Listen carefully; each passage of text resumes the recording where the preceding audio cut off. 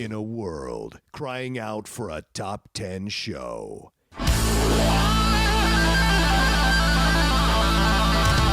John Roca and Matt Nost are here to bring you the top 10.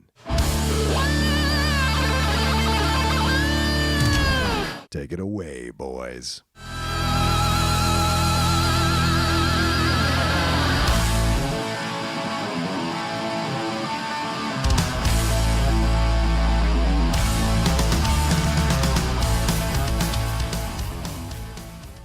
Welcome, everybody, to a brand new episode of the Top 10 here on our own feed, for the love of God. We are now, I'm just still getting used to us being on our own feed. Matt Nost, don't have to say the other name anymore or the other people we were on. I love that they became love to them. Yeah, they became persona non grata out of nowhere. Much love to them, and we had a great time being on they're dead to us. Fuck them. John, just let's embrace it, man. Fuck them. No. They're dead. No, because a lot of people came over with us from there. Dead. So, no, I can't. can't. We're not talking about them. They're good people. Well, thanks to the Schmoes, for having us on their feed for such a long time. Dead. But we are enjoying ourselves on our own feed. Thanks to everybody who's come along. And, of course, thanks again to everybody who came to Chicago. But I am John Roca. I am Matt Nost. And this is the Top 10 show. How are you, Matt?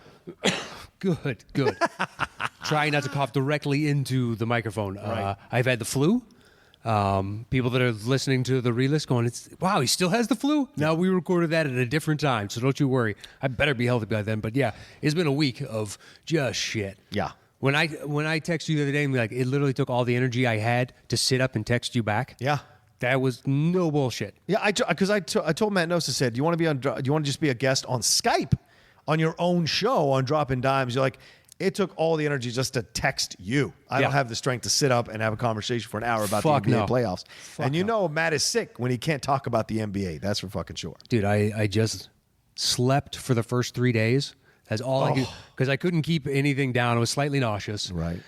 So I have no energy. All I've got is a little bit of water and some fucking wheat thins in me and one popsicle a day. Wow. Tried to drink some Gatorade, but that's almost like when you see old people eat something too sweet and they're like, oh, that's way too much. Like Gatorade was just, what is this potent? And it was the G2, the half sugar stuff. And I was still like, oh my God, what is this sugar water shit? I'm not a goddamn hummingbird.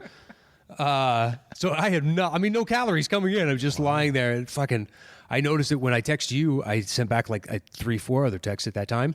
And I was forgetting words in the text. Like I was a form of dementia to these 3-4 friends of mine. Incomplete thought after incomplete thought. And I just like, I'm going back to bed, man. Yeah. I'm out. We were supposed to record with our guest that night. Yes, we were. Never gonna fucking happen. Well, you look great, so this diet is working well. Thank you. My wife said that. She's like, you lost some weight. I'm like, that's called sickness. That's called I haven't eaten in 4 days. That's all that is. Well, speaking of our guests this week, we are very, very honored and excited to welcome back to the show one of the most beloved guests we had on the Top 10 show. Hands down. One of the highest downloaded episodes we've ever had on the Top 10 show because of this incredible guest. You've seen him on DC Movies. You've seen him on his own podcast. You've listened to him on Geek History Lesson. He is the other half of the Ashley Victoria Robinson, Jason Inman combo there. It is the wonderful and, gainfully employed over at a certain network with a certain show. You can say the network. Jason Inman. Okay. At CBS. At CBS. On the code, Jason Inman. How are you, Jason? Great. I'm so happy to be back. And am I like one of your only gainfully employed guests? Is that a thing? No, man. With a regular job. Yeah. Oh, okay. All right. We celebrate all the achievements of any of our guests. All right. That's right. That's right. We try to make it sound positive. Make it sound like you walk out to the freeway and be like, "Hey, you guy, you like cartoon movies? Come on out." Well, you know how many friends we have that are freelancers. So it's like getting that. I know most of our friends are freelancers. Yeah. So anybody with a 9 to 5, it's strange. You're like, wow, okay, this is what you do. So that's awesome. I'm so happy to hear that I'm one of the most downloaded episodes. Yeah. Oh yeah. You were like just because of the DC movies. 90,000. That's it. It was insane. Yeah. Yeah, it was crazy. Yeah. That first week, I think we did 93,000. Yeah. the first week. Yeah, it was a good episode for us. You guys have big families. Yeah, that's what Big families? No. Please, I wish. Yeah. I wish we could boost those numbers even more. Yeah. You know, it's so right? funny. There will be sometimes with my podcast that I'll ask my sister, be like, "Oh yeah, did you listen to the episode?" She's like, "Nope," and I'm always like, "If I can't get you to listen, Oh, yeah. what hope do I have of somebody in New Jersey?" Oh yeah, Yeah. My sister could care less. My sister's like she only ventures into talk about what I do when a friend of hers comes up and goes, "Oh my God, you're John Roca's sister," and this is in Virginia. That's awesome, Or one of her actually. co-workers does that, and she's just like, it means nothing to me. Yeah. We're, My sister has said that it's happened to her a couple of times. Yeah. Where they've been like, "Oh, you're the Jason," like, and I'm like, "Wow, okay." I guess. Yes, I am. Yes, I am. That's me. Thank you very much. Well, you get people to come to Catherine's Two Saucy Broads Pizzeria as fans of ours, right? Yeah, shit, they get a discount if they actually Yeah. say anything. Is there a top 10 discount at your pizza place? Hey, get 10% off. I'm gonna go there now. You should. It's All good right. You should pizza. have standees of yourselves there. Actually, when you walk in, so people can take pictures. Hey, You should do it. Okay. Okay. Yeah, I don't know about any of that. I've got a better shot than him, Charge a and dollar. that's never going to Charge happen for me. Charge $1. I wish. That'd be great. Passive income, Matt. Passive income. Yeah. Well, there's a certain snail-like passiveness to that income. I don't know how many dollars at the end of the year. I think it's just going to be sadder than anything. Probably It's like 12. yeah, who knows? Who knows? one of those rare things that makes dollars but makes no sense to me. Well, with Celebration next year, maybe that's where we get our high water mark because it's in Anaheim, which is only 5 minutes from That's the show. true. We should True. start pitching ourselves as a panel show at these conventions. That would be kind of fun.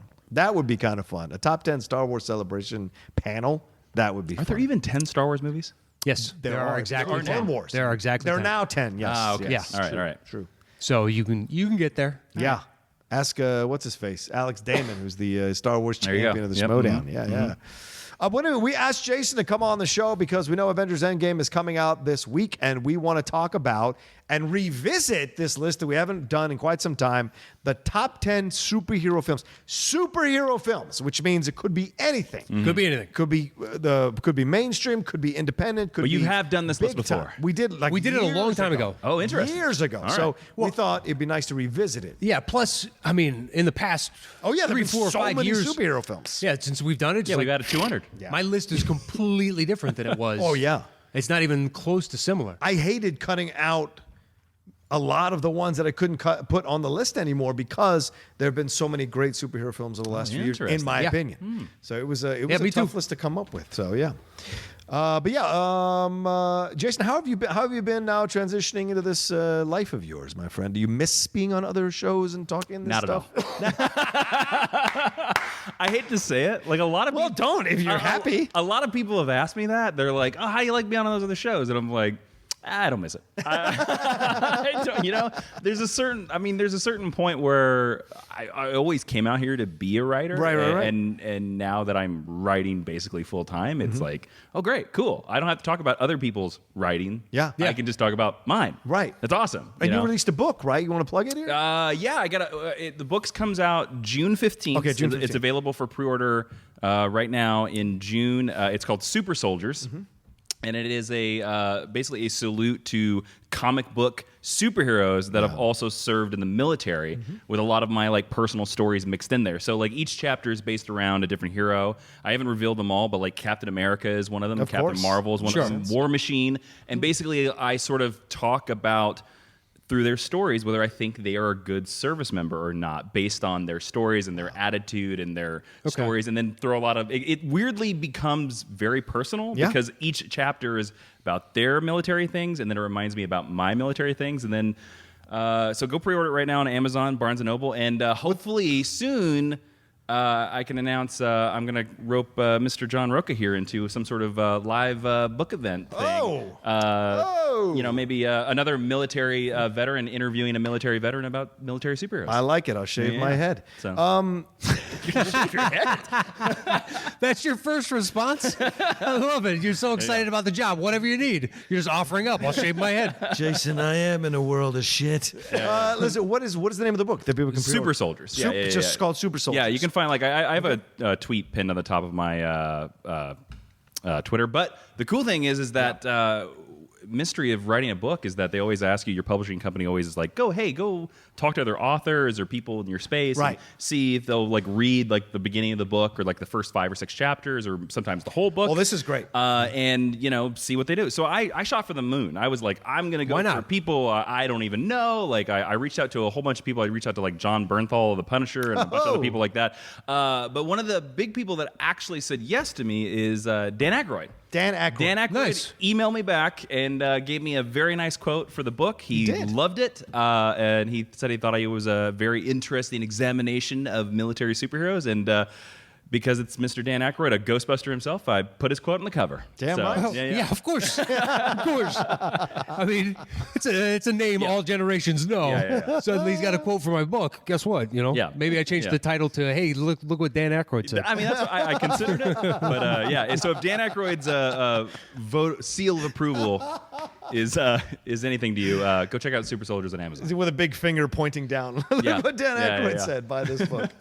Well, and some of the punctuation, like on the exclamation point, was the Crystal Skull vodka that he sells. You know what I mean? He's got to get a little plug. When does that come out, though? It comes out June 15th. June 15th. But it's out for pre-order like right now. Anywhere you can buy books, you can find it. I'm going to get one. Mm-hmm. Yeah, you were scaling up the charts on pre-sales. We hit bestseller. Number 1 bestseller for about a week on like comics and graphic novels literacy. That's like the weird category. Like Amazon, when you write a book, you're always like, you got to pick your category, and you're like, that's the category I want number 1 in. So my category I picked is comic books and graphic novel criticism. Ooh. So I've been a number 1 release on there for a while, but hopefully the top 10 listeners can send me back to number 1 bestseller. Hell yeah. There's a book on there. It's called the Marvel Comics, The Untold Story, which, by the way, is a great book. If you like Marvel Comics, you should definitely read. It's about basically the whole bibliography about the creators who created all the Marvel superheroes. Right. You learn kind of Stan Lee was a dick. In that book. It's kind of scary. But top 10 listeners,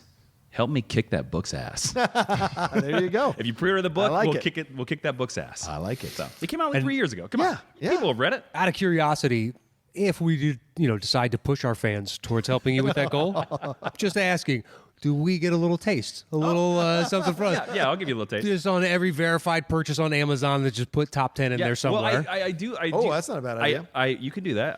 Please, I'm fucking around, by the way. I don't want your money. I hope you sell 10 million copies. I don't need to see a penny. I don't. I'm going to come to that pizza place, buy a pizza for every copy that's sold. No, actually, I am. For every copy that's sold. Son of a bitch, you're bankrupt right now.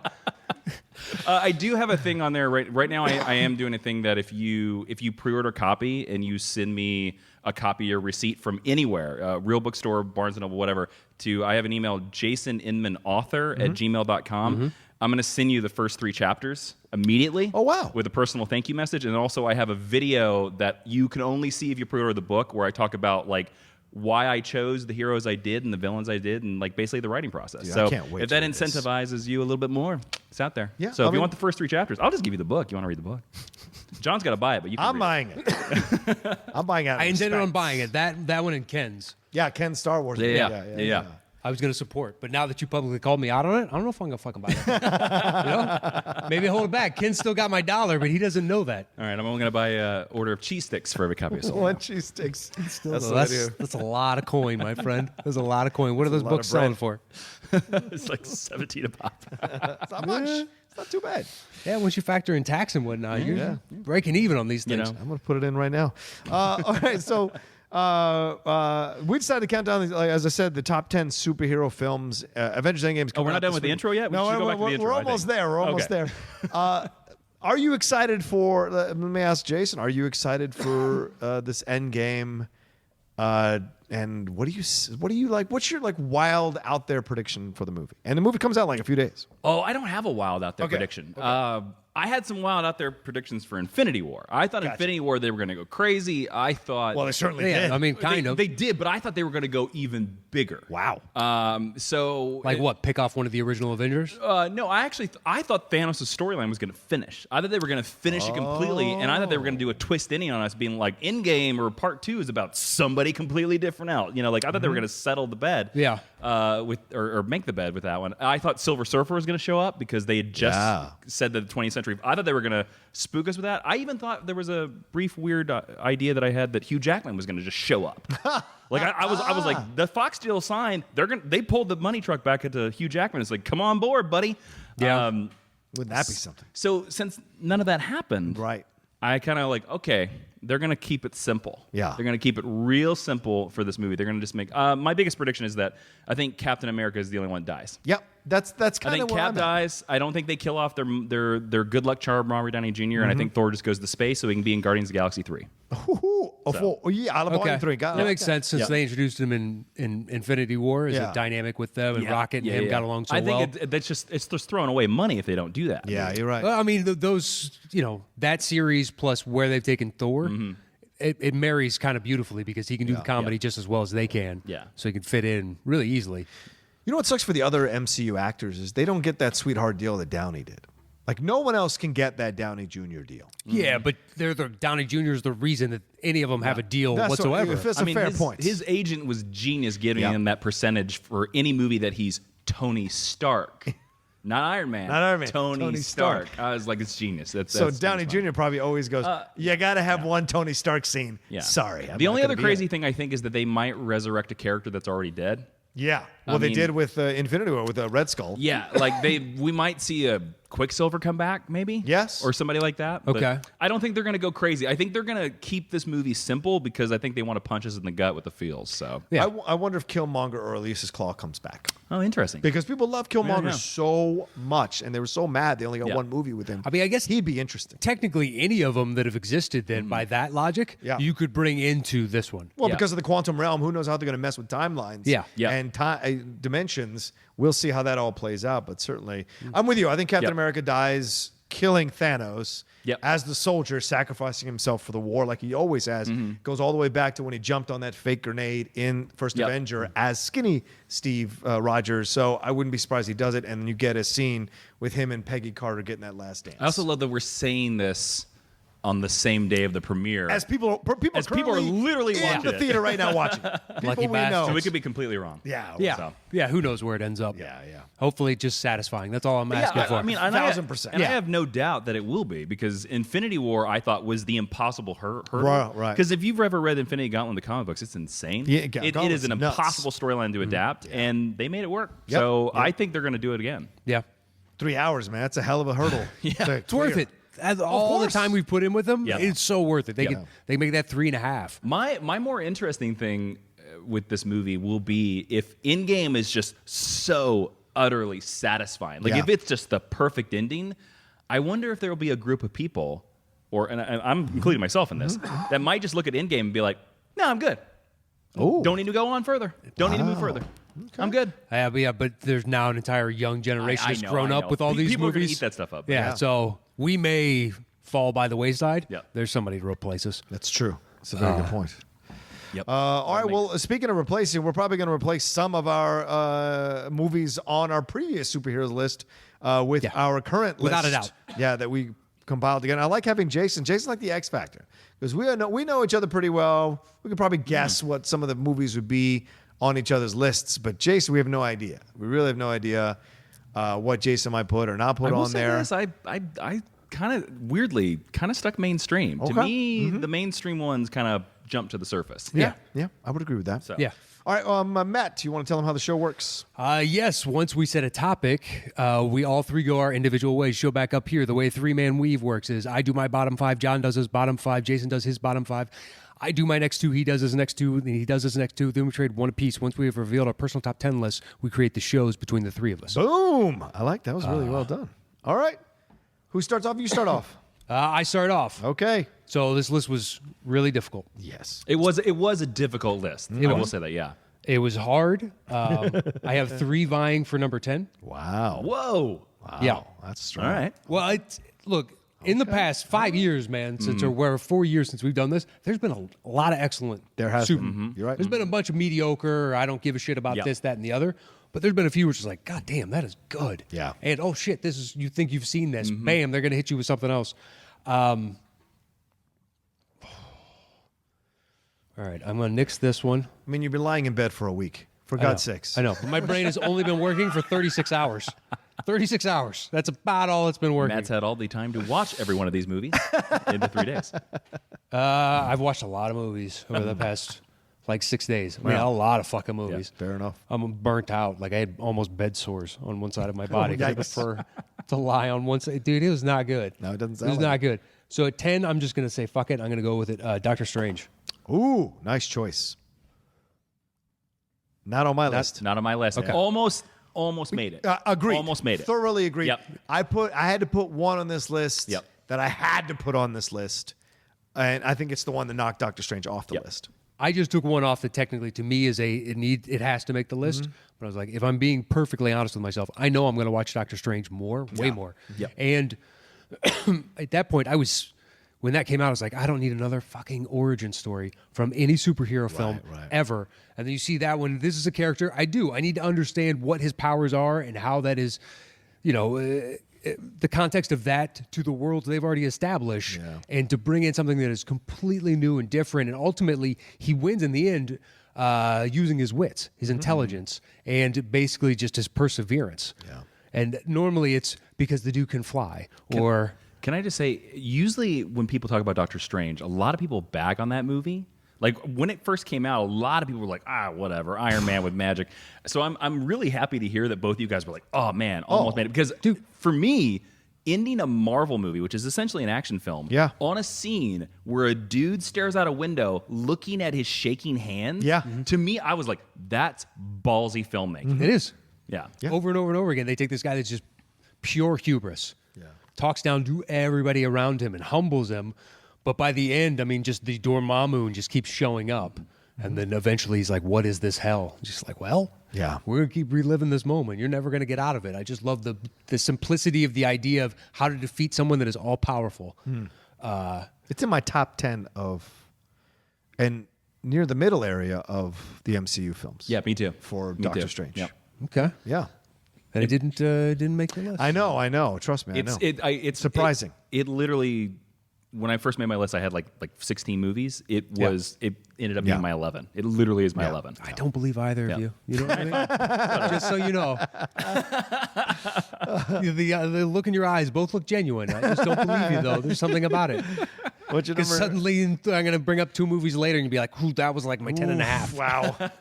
You know what? You're right. That was my 11. Just like that 10 was my 11. 10.1 was this one. Oh, so close. Howard the Duck. That was my 11. 9 for me is Captain America Winter Soldier. That's a punt. Okay. That was my 28. No. That was your 28? That's higher on my list. Okay. Yeah. Well, I'm sure someone's going to say punt to this. Number 8 for me is Logan. Yes, of course, that's a punt. Yeah, I knew that was coming. Not on my list. Okay. Holy shit! I knew Oh, my God. Not on my list. Fine. 7 is Fucking Deadpool. hell. Yeah, not on my list. Not on my list. Oh, dude, blown away by this movie. Blown away. And the fact that they finally got Colossus right. Yes, agreed. That I don't know why one of the coolest characters Yep. of the X-Men, it's taken this stinking long. Yeah. Dude's skin is metal. When I was a kid, my mind was blown. It's him and Cyclops. And it's like, they're the 2 coolest. And then Wolverine came around and be like, wow, It clearly became Wolverine, just like every kid. You're like Jean Grey. You were like, Cyclops is pretty cool. Oh, Wolverine. Oh, hello, Wolverine. Well, she wasn't wrong. This tiny little Canadian guy, and for some reason, was like, I like it. Chomping on cigars, drinking whiskey. Something about the way he says bub. Yeah. Love every second of it. But Deadpool, so going into it, I've seen panels. I've never read any of the comic books. I've seen panels online, and it's this weird, eccentric character that loves B. Arthur and chimichangas. And I knew like some of the humor that they brought in, and then to see it, I laughed my ass off the entire movie. It's the hands down the best love story in any superhero film of all time. It is the strongest love story. You can make the argument. Find me another one that even competes, because I believe the 2 of them genuinely fell in love. And then it's such a small movie though, but the realms of torture that he has to go into when he's being deprived of oxygen. I sat there in the theater thinking about it like, that's hell on earth. That's hell on earth. And then it goes right back to great jokes of, knocking Colossus right in his, huevos and breaking his arm right in half, and then he breaks his other arm. It's just this brutal character. And the opening of, instead of saying director such and such, it's like this fucking idiot and the real narcissist. Right. And, the fact that he's willing to poke fun at his previous superhero work within, this. Yeah. Just, God damn, Ryan Reynolds was made for this. I can see why he pushed for He's so long. He's perfect. Like Patrick Stewart was made to be Charles Xavier. Yeah. Ryan Reynolds was made to be Deadpool. Yeah. That's why when he was Green Lantern, everybody was like, "What? Are you out of your mind?" Yeah, it's terrible, Green Lantern. Yeah. Terrible Green Lantern. Yeah, so out of nowhere, suddenly it's just like, I love everything about this character. This is amazing. It's fully realized the first time. And now upon seeing it, I'm amazed they pulled it off. Wow. That's fair. So, yeah, it's my 7. Okay. What's your number 6? 6 was Guardians of the Galaxy. Yes, my number 9. Not on my list. Whoa! I told you, he's the X Factor here. This is going to be fun. It's just like, you do like to have fun in movies, right? Yeah. There's plenty of movies on my list that are very fun. All right. So, Guardians of the Galaxy was my Suddenly 42. Superman Quest for Peace is going to be on here. Number 7. You dare besmirch Nuclear Man. So good. You're laughing for all the wrong reasons in that movie. Yeah, this one is so much fun to go back and watch every single time. Where's it on your list? Yeah. It's number 9 on my list. But it's incredibly funny, and the way they're introduced, the story he goes on is very human. I think it's about this side of Captain America, maybe the most vulnerable story that you have in the MCU with Star-Lord and his mom and that connection. And then, of course, in the sequel with his dad, there's a lot he's trying to work out. The Gamora stuff with Thanos is an interesting storyline to throw into the MCU. And then Nebula, all that with the sibling rivalry. Then you get Rocket having his emotional moments. I didn't ask to be this. And then Groot, the ending. All of that is just so much. Oh, and then there's great humor throughout this whole thing. So every one of these people have these very powerfully emotional stories. Drax having lost his family and his wife and his children to Ronan. All of this thrown into the mix, but still with jokes, still with unique humor, beautiful, vibrant colors, incredible cinematography, and great story. I mean, it's such a good film. On paper, when I heard about this, it's like, hold on. There's a fucking talking tree and a talking raccoon. Really, Marvel? Like, I never read this comic. I never heard of it before it got announced. I text Gabe, my nephew, and he was like, "Look, I think they can pull this off, and if they do, it's going to be fantastic." It was the one where I walked into that theater being like, "This is going to be your first bomb, Marvel." Yeah, you just made your first bomb. Yeah, a fucking talking raccoon, And they did pull it off. Yeah. Easily pulled it off, and with great, I love that ultimately he just kind of wants to steal things. Yeah. And it's a great, it gets him into trouble in the second one from the outset, but taking that dude's eye for no other reason than just because it made him laugh. Oh, so good. So good. Just a terrible person. He's a terrible person. Yeah, he is. Take Chris Pratt, a overweight TV actor, and be like, we're going to hang a huge potential franchise on his shoulders. It was really good. Yeah, also, when you look at this thing, James Gunn, like the task he had this was the first one where people were like, wait, because Iron Man you at least kind of knew, and most of the mainstream comic people knew who Iron Man was. You talk Guardians of the Galaxy, you're going way deeper into the cuts of Marvel, and how are you going to, and it's not even the original Guardians of the Galaxy crew. They went with a version that they could work with, and there's these, and it ended up working out in such a great way. I remember going to see it they had a screening of 10 minutes of the movie at AMC. And it was, you could get like a ticket and you could go. It was like, I think it was like a month before the movie came out. What were the 10 minutes they showed? They showed the entire prison sequence. Makes sense. Where because just from the opening where you see nowhere and you see how vibrant the colors of space are in James Gunn's world of the Guardians of the Galaxy, and then everything that happens in the sequence and the fighting and all that, it all ends up in how they leave and escape that whole thing. You're just like, holy shit. If the rest of the movie is like this is going to be brilliant. Yeah. And damn if it wasn't. So, And the color's a good point, because before James Gunn, everything had the same color scheme. Yeah. And he brought in oranges and purples and all these vibrant colors that now it's bled over into other movies. Yeah. They've kind of they've gotten out of that, basically we're blue and gray kind of overtones. Yeah, it's sort of the Star Trek coloring of space. Yeah, kind of. Good point. Yeah, yeah. All right, that was your number 6? Yep. All right, so then my number 10, we started with me, right? Superman the movie. That's my number 10. Mine is higher. Oh, so it's higher than... It's in your top 5? It's in my top 5. Ooh, Jason Inman. I love it. All right, so I said my number 9 are Guardians of the Galaxy. Number 8 is Captain America Civil War. I only put one cap on mine. Okay. Civil War's a good one. Not on my list. Okay. I like Civil War because, A, how the fuck do you get all these superheroes into one movie? No one really thought it was possible. And then having all the different interactions you have with these heroes throughout that movie was incredible to witness. I never thought as a child who grew up reading comic books when it was not cool to read comic books and you got beat up for reading comic books, when you would see the wide open panels, the double panels, like page full of battle sequences, you never thought you would see this on screen. You always thought, oh, wouldn't this be great to be a movie? And then there it is in the airport scene, right? And then you have the beginnings here of this whole idea of, well, what does Bucky override everybody else? Does saving your best friend mean more than saving the rest of the world or having him be punished for the things that he did? And other people getting involved going, no, man, you're too short-sighted here. You're just holding on because it's nostalgia and he's your old friend and you have no one else in the world but him that you remember from your times. You're not seeing straight. You throw in all this other stuff going on with Iron Man and Steve Rogers through the whole thing, Tony Stark, Steve Rogers through the whole thing. It is the slamming together of two different philosophies, and the world had become so big enough in the MCU that could be a possibility.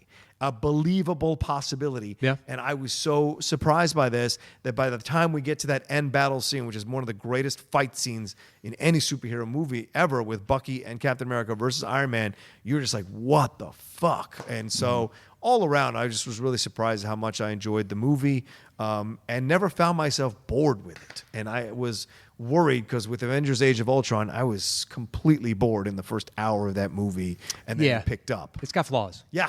So this one, I was really surprised what they were able to do coming out of Winter Soldier. Yeah. And plus, I like the villain Daniel Bruhl's character. Baron Zemo. Zemo, just a dude. Yeah. That managed to get a couple pieces of information and orchestrate all this and destroy the Avengers. Well, he exposed the fissures that were already there. Yeah. Yeah. You also because that movie had the baton of having to pick up Spider-Man. Yeah. And having to prove that Spider-Man could work in the MCU. Because Right. remember, there were some arguments for that movie where people were like, I don't know, maybe Spider-Man shouldn't be in the MCU. I don't need another origin story. I just want, whatever. Yep. And then. And it works. It really works. works. up until that point, after walking out of that, I was like, that's the best Spider-Man I've ever seen. Oh, yeah. 100%. From that small bit, And when Ant-Man goes gigantic in the theater, I'm not even kidding. I was like, oh, just so excited because that was comic books. Yeah. I never thought I'd see that. Yeah. We're just like, oh shit, that is awesome that they brought this into this huge battle scene, whatnot. Yeah.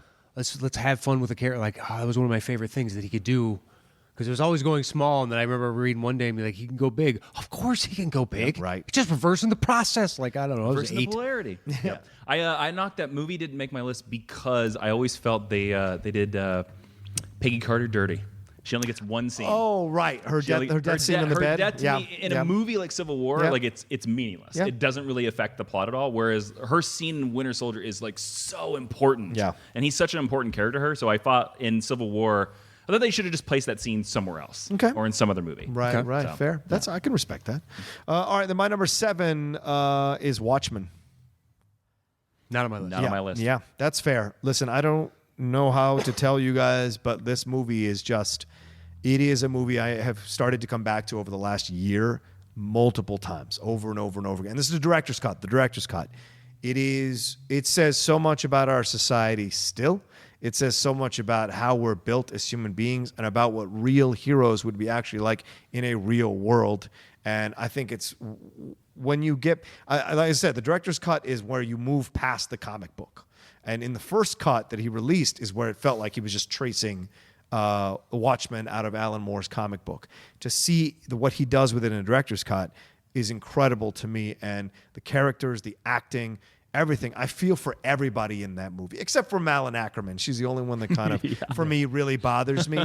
Everyone else is fantastic. Ozymandias, all of them. Sally Jupiter, all of them are great. But for whatever reason, I just don't buy Malin Ackerman. I've come around on that movie too. That movie is in my top 15. Yeah? Of the super movies. Yeah, it's really I did not like it the first time I Me saw too. it. Because I thought the same thing. I was like, he is too literal to the comic books. Is weird. And you are correct. The director's cut like expands it a little bit more and lets you see it. And I really think Billy Crudup as Dr. Manhattan is just amazing. That sequence where you see his entire life, I think, is really good. Oh, yeah. It is one of the most heartbreaking origin stories you'll ever see in any film.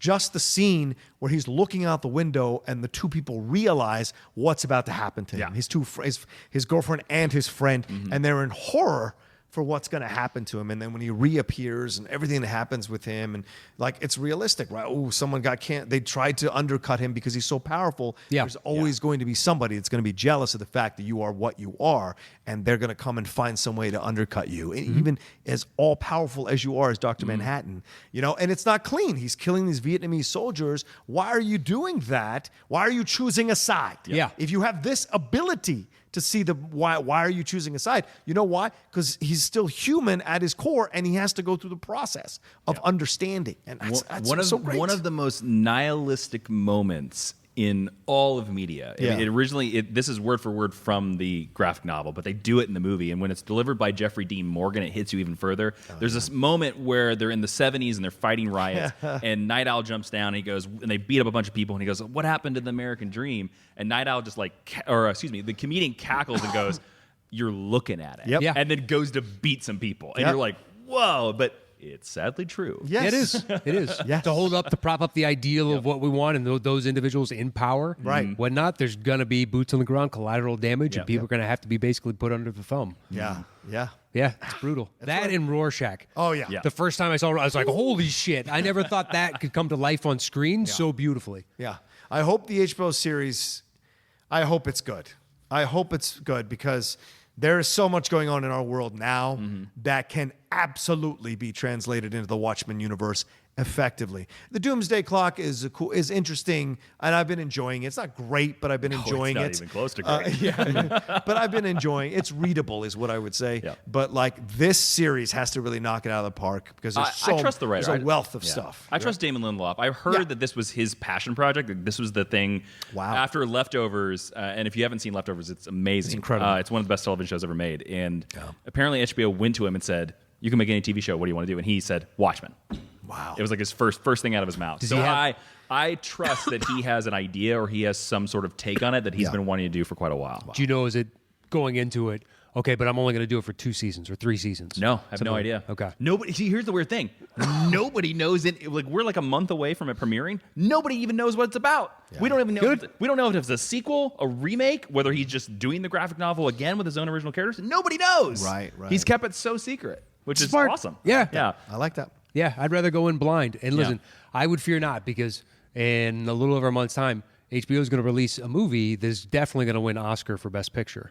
Okay. Which is the Deadwood movie. Yes, agreed. So they're going to be riding high on that. And then boom, Watchmen comes out. This thing's going to, it's only a month away? Yeah. Shit, I better start my binge on Deadwood soon. Which, don't worry. You got an encyclopedia right here, my man. I know. Yep. We're going to see all the dragons die. We're going to see... and then we're going to see the real dragon, Swearingen, come back. Swearingen come back. Can't wait. And then Rorschach's going to come back somehow. Yep. I hope so. I'm down. I hope so. Well, look, do you ever just not go with anything straight? No. All right, my number 6 is Thor Ragnarok. That's a punt. Okay. Not on my list. Oh, God damn, this is great. What is on your list? Without further ado, let's find out. What esoteric? Let's talk about Thor Ragnarok. No, because it's higher up. Okay. So what's your number 10? My number 10 is Avengers: Infinity War. Oh, that's a punt. That's a punt. Yep. So all right. Talk about it. My number 9 is Unbreakable. Oh, nice Couldn't choice. do it. Nice choice, man. On your list at all? No. Okay. Nice choice, though, man.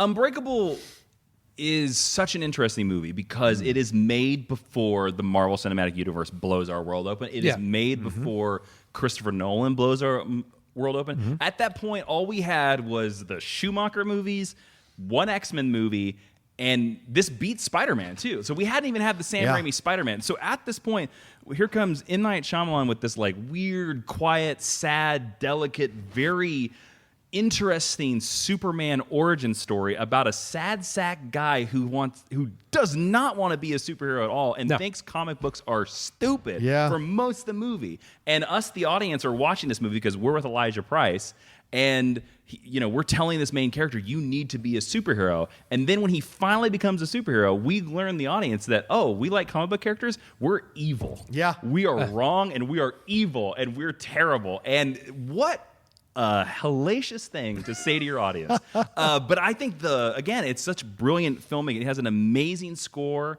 There is a reason why for 14 years, or even longer than that, Glass came out this year, so it had been 18 years. We've wanted a sequel to this movie for 18 years. Now, for me, it didn't quite deliver what I wanted.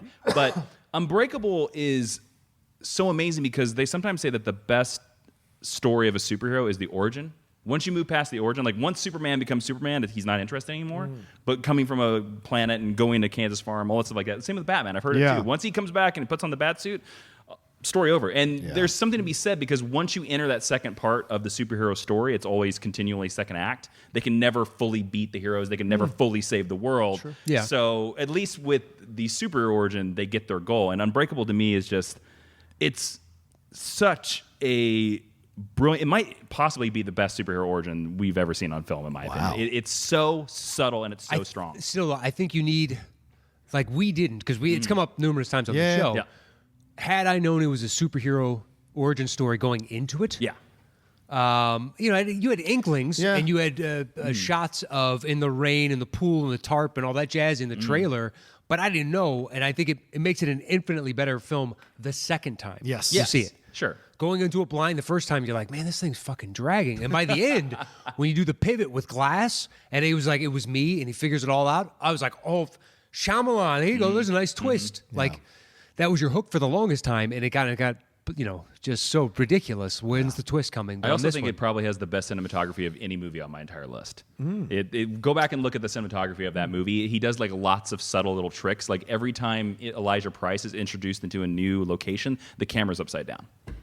And it turns into a new way. Which happens in Glass as well. It happens in almost every introduction of Elijah in Glass as well. He keeps that little, and he's very subtle with colors as well, which is a nice little let you see the storyline. So I'll defend. That's what my number. That's a great point. My number 9. Okay. My number 8 is Iron Man 1. That was the 3 movies fighting out for number 10. It was the first Iron Man. You gotta get respect. I had to choose between that one or Superman the movie, and I had to go with Superman the movie. I think it's a stronger. I wanted to. It's a stronger pillar for me. I put Iron Man 1 because, again, it sets the tone for the entire Marvel Cinematic Universe. Totally logical. It's the first Nick Fury movie, when you think about that. And you've got witty banner, bright colors, really cool pop culture references. The movie basically still holds up.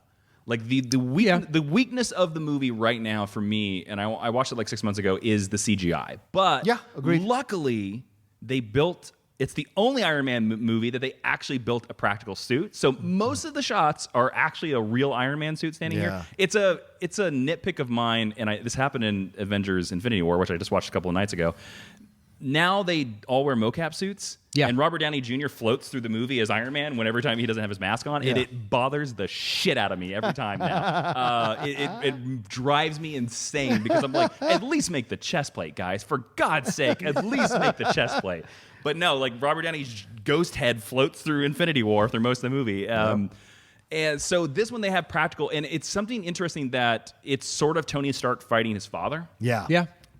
And the interesting thing is that this is the only movie out of 22 Marvel Cinematic Universe movies where Tony Stark actually has an arc. Because think about it, the whole theme of this movie is Tony Stark, you don't have a heart. Right. So he loses his heart. He gets a new heart that's built by Iron Man. He becomes the Iron Man suit. He saves somebody. Pepper gives him a fake heart, and he becomes a good person at the end of the movie. Okay. Now we go to Iron Man 2. Start of the movie is, I don't care. Fuck you, Tony Stark. He completely forgot his arc back to that, from Iron Man 1, and he's continued that. It's one of my favorite moments in Avengers Infinity War is when Doctor Strange looks at Tony Stark, and it's my prediction and it's my feeling behind the writing of this that the reason why Doctor Strange does not like Tony Stark at the beginning is because Doctor Strange looks at that guy and says, "Oh, that was me before I went through all this. Right. I was an asshole." Yeah. And to me, cocky jerk. Yeah. But then when you remember Iron Man 1, you're like, well, no, Tony got past that. Yeah. Until he didn't. Right. So again, Iron Man 1 gets on my list because of that, and also because it was a movie without a script. They filmed it without any dialogue. All the dialogue, really? all the dialogue in that movie is improv. What? Yep. I did not know that. Yeah. Jeff Bridges quit the movie 3 days in because he hated not having a script, and Jon Favreau had to convince him to come back to the movie. Wow. Jon Favreau. How have we never heard that? Holy Jon shit. Favreau had two choices because Paramount released the movies back then, and Paramount gave them a hard May deadline, and they started shooting in September the year before. Wow. Jon Favreau had two choices. He could either finish the script, because they had apparently like a 30, 40-page outline, so they knew what all the So they scenes knew were the going to be. idea of what- They didn't yeah. have the dialogue. And he could do that. He could finish the script, or he could make sure that the Iron Man suit looked good. He chose the Iron Man suit. And then Smart. And then went into rehearsals. So like the Burger King line is completely improv. Wow. Well, I mean, all that, because that's when Downey hit his lowest, he had Burger King. His rock bottom was eating a Burger King burger, and that's when he decided to get it, turn his life around. So to bring that into Stark at his lowest point, I was like, oh, this is such a great wink to the man himself. Yeah. Because this is his rebirth into mainstream society. Hopefully this goes well. People embrace it, and he can have a career again, because we all agreed that dude can act. Yeah. Yeah. That was never the problem. Yeah, it's just drugs and getting into trouble. But because of that type of stuff, like Iron Man 1 has a weird energy to the dialogue because it's improv that you don't feel in the other movies. That's a great point. But it's insane to think about. They started this whole universe shooting with no script. Well, what's even more insane is the guy who quit the movie, in my opinion, is unfairly vilified as one of not the best villains in the MCU. I think Obadiah Stane is fantastic. Obadiah Stane is Iron Man's best villain. Yeah, absolutely. In any of the movies, not even close. Just that scene where he puts his arm around him and he's going into that deep register, and you're like, oh, this fucker is operating on a level of evil we haven't seen before. And he also has one of the best lines in the MCU. It's something like, Tony Stark built this with sticks in a cave, or whatever he says. Whatever that he grumbles. Poor Peter Billingsley. Yeah. What's your number 7? My number 7 is Wonder Woman. Damn, Jason. Is that on your list? No. No, not on my list. I didn't think it would. I thought it might make your list. I had to put Wonder Woman on here, and I'm easily concede that it has not a great third act, but so do lots of superhero movies. Sure, that's fair. But for me, Gal Gadot completely embodies Wonder Woman. She does. Knocks it out of the park. It's one of Chris Pine's best performances he's ever given. I agree. And I dare you to tell me any superhero movie in the last 5 years that can give you goosebumps like her walking through no man's land. Not only is that such an amazing sequence that is just the symbolism of her walking across no man's land, and all these men be like, you can't do it. But there's just something about the way it's shot and the music by Henry Gregerson was. Yes. Yeah. That sequence alone, to me, puts it up on this list. I debated how high I was going to put it on the list because, again, I know it has a lot of problems. But you also, same with Black Panther, you have to give this this is the first female solo superhero movie. Yeah. And they did knock it out of the park. Right. And at a time when everybody expected every DC movie to be shitty. Yeah. And it was the first fair good point. DC movie. It was the first one outside of Chris Nolan. Yes, exactly. So that movie, I get a special enjoyment every time I watch it, just because it is it's just like Guardians of the Galaxy. It's a movie that Wonder Woman should not have worked, and it sort of does. Yeah. And I actually think it was a genius choice, because Wonder Woman was actually set during World War II, to move it to World War I so they don't step on the toes of Captain America. Yeah. I would agree. Listen, I love this movie. I enjoy this movie. It's on the fringes of getting in there. The third act I get the issues with people have with the third act. I totally do. But I also agree with you, Jason. It is on level with Donner's Superman. I would say, yeah, 100%. Just to be able to bring to life someone who is so representative, because she's essentially the first female superhero of the DC universe. Maybe not in history, but certainly when people think about the first female superhero in DC. She's the first solo superhero of DC history. Yeah, Wonder Woman is who you think about, right? So she has she's a standard bearer. Yeah. And I get the No Man's Land scene, and I know people feel goosebumps. I've never felt the goosebumps to the level that other people do. The goosebumps I feel is when Pine and her have that exchange before he gets on the plane. Yeah. Oh, that's a good one. Great moment. When you come back to it and you hear what they said to each other, you're like, fuck, that is devastating. Yeah. So what you said earlier about, well, any romance with Deadpool that rivals it, this romance rivals it in that moment, as I feel Superman the movie at certain moments rivals it as well. But I think this moment for me is the one that gives me goosebumps and made me love the film. I do think they so earn much. it. I do think they earn it in that absolutely. movie. I really do. Absolutely. Because it's believable because Pine, like you said, Pine is never more interesting or charming or vulnerable. And I think he's usually pretty standard. Yeah, like he's when he pretty, plays as Captain Kirk. He's pretty good. Hell or High Water and Wonder Woman Yeah. are two best performances I've seen from him. Yeah, I always want to like him.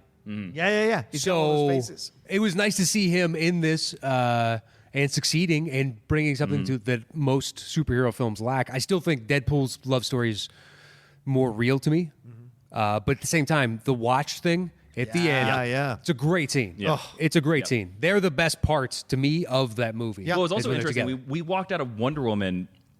We were looking at the Justice League movie in the same year. Justice League movie was the same year as Wonder Woman. Right. And everybody walked out of Wonder Woman being like, "Oh man, at least Wonder Woman's gonna be awesome."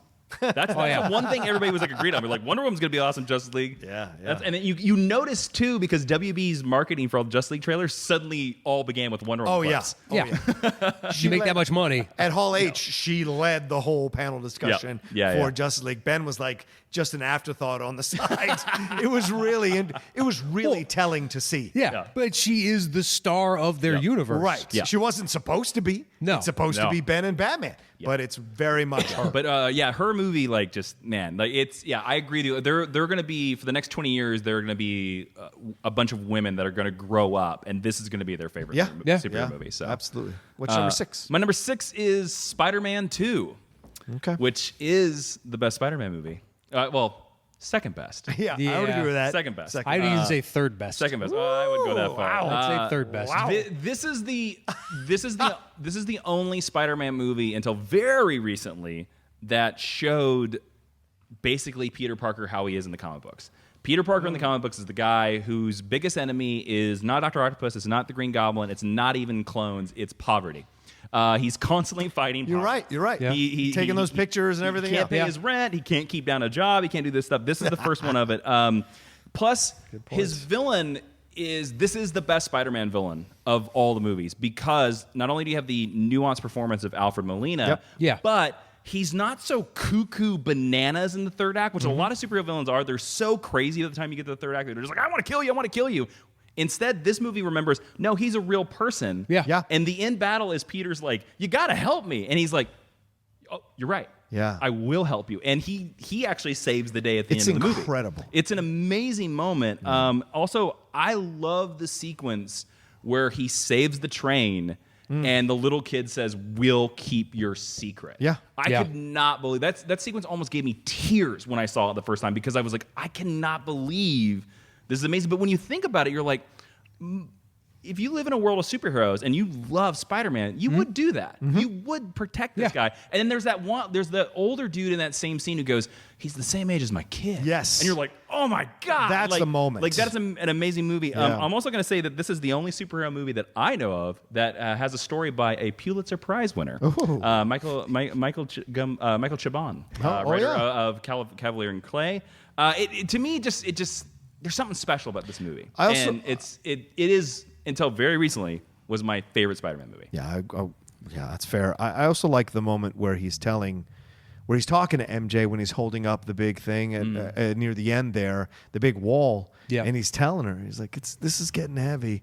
Like they have this connection with each other, and I think it's the first time you see Mary Jane and Peter as like fully in love and as a couple and everything like that. It's a very and Toby is incredible in that moment. It's incredible. I also will say, if you're ever depressed and feeling down, put on Spider-Man 2 and fast forward to the scene where Aunt May is having the garage sale and little Henry's helping her clear out the comic books because Peter like basically shows up and he's like, I don't know what to do. I don't have my powers. I don't have my suit. I don't know what to do. And Aunt May gives one of the best mom pep talks I have ever heard committed to film. And basically, like, because at the end of that pep talk, he's basically like, yeah, I can be Spider-Man. And you'll feel it too. So it works. Oh, I like it. So that's my number 6. All right. What's your number 5, brother? Number 5, this was another tough one. Okay. I went back and forth. So it's 2 from the same one. But Yeah, Incredibles 2. Wow. Okay. I love both of them, but I genuinely think the second one, and I'm in the minority. Most people thought it was fine. They prefer the first one. But the second one, they got way more humor in it, which is, it's a Disney Pixar movie, and they have a certain mantle to uphold from the first one. And to have a baby fighting a raccoon, and I'm dying laughing in the middle of this complex story about, a sense of identity for Mr. and Mrs. Incredible, and then the kids moving to new schools and whatnot, and him having to assess who he is as a father. On top of that, the villain is someone called Screenslaver that is basically saying all of us in modern society, we're addicted to our screens. We believe everything we say. That is an all-encompassment of our life. And there's a great little... when she breaks into Ms. Incredible into the lair, the fake lair, the one that says she sets up the pizza boy, the Screenslaver does. Yep. Where that kid gets framed, but when she breaks in, there's a hypnotic, off-kilter Mickey Mouse. Yeah. And just like, bam, this is exactly the villain in this is Disney, is all these huge multinational companies now that control everything we see, all the news we get, all the entertainment we get. And this is the villain they chose. And somehow everybody went, this is fine. This is fine. This is fine. It owns 25% of Hollywood, and we're okay with it. Yeah, well, I mean, it made money, so ultimately the business doesn't care. Yep. But this is a destruction of everything. Please, go outside. That's all this movie is saying. Go fucking outside. It's trying to Ferris Bueller you. It's over. Yeah. Go outside. Get out of here. But also what's interesting about the film too, Matt, is there's too subtle, because I also think it's kind of a playfully subtle dig at their fellow stablemate Marvel with the raccoon versus the baby. It's just like Rocket Raccoon is like Marvel versus this Incredibles too. I've always found that was like a little bit of a very subtle thing. I felt that more with the other replacement heroes. Like, they come in because all these random stupid names. They're all really lame. They are. Yeah. Oh, I'm the void. So I think they're making fun. And the old man with acid reflux that just pukes on things. All of it. I think they're just making fun all around about it. And then also, I also found it interesting the way, and this is, I want to make sure I say this correctly, they kind of push back on this notion that just because you're female, you're automatically a hero. With the whole thing with sister, with the sister and with Mrs. Incredible, because she's using her, and the idea that a woman hero is what's in nowadays to manipulate the public into a situation. And I was like, wow, this movie really works on a lot of subtle, tightrope, dangerous levels, and I can't believe it pulled it off. Plus, it has Bob Odenkirk. Yes, it does. It does. A great Bob Odenkirk. As Always the a brother. plus. Yeah. I just thought, the fucking, who changed math? Just being so upset in that moment. That's a real thing, though. They have. Yeah. They've changed it. I've They've seen the changed breakdown and was like, this doesn't, why would you do this? It was fine for thousands of years. Right. What's What's great is it doesn't cop out. He puts the work in He does. to figure it out. It doesn't cop out in it. I'm just an idiot, Kevin James' husband. He actually puts the work in and figures it out. And that says something about why he was successful as a leader of superheroes and as a superhero himself. And later on, having come to Violet, when he realizes that erasing that kid's memory did more damage than that kid having any idea of what was going on. Yeah. Because what he did, the damage to his daughter. Because there's somebody she liked, and then they go to that fucking restaurant, and he doesn't remember her, but whatnot. And she goes to order something and realizes him, and her shooting water or milk or whatever it was out of her nose. I was crying laughing in the theater. Just this awkward teenage moment now in the midst of a superhero film about family. Right. I know I'm in the minority. Most people still prefer the first one, but man, that second one was so good to me. This is why it's our list. Yeah. It's whatever, man. All right, so then I'm doing my 4. Okay. Avengers Infinity War. We still punting? That's my number 3. So are we punting? We'll punt. Okay. We're What's your punting. 5? My 5 is Captain America Winter Soldier. That is also my 5. Oh, nice. And that was my 9. Okay.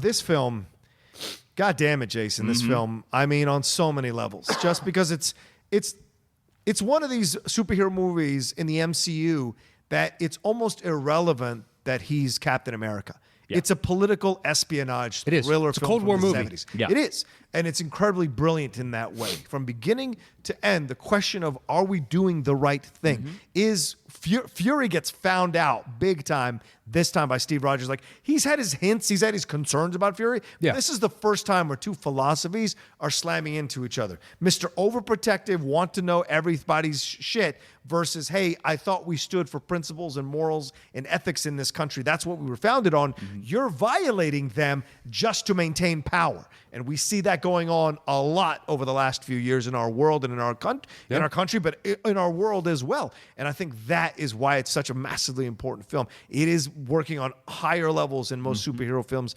work on. And you get Robert Redford as a villain, which is pretty badass. It is amazing. You rarely see that. And then the inventiveness of faking, I think this was where they fake Fury's death and everything. Is this the one? Yeah. Yeah. And then the fight with Bucky out on the fucking highway. It's just so brilliant on so many levels on what it does and what it introduces. And I think it's one of the toughest and best performances Chris Evans delivers as Captain America from beginning to end in a movie. And it's one I go back to all the fucking time. Of all the MCU movies, Winter Soldier is one I go back to multiple times because it works as more than just a superhero movie. Yeah. This is the movie to me that was no longer a movie. This was the first Marvel cinematic film. Yeah. When I saw Great this, points. I was like, this is, and I agree with you.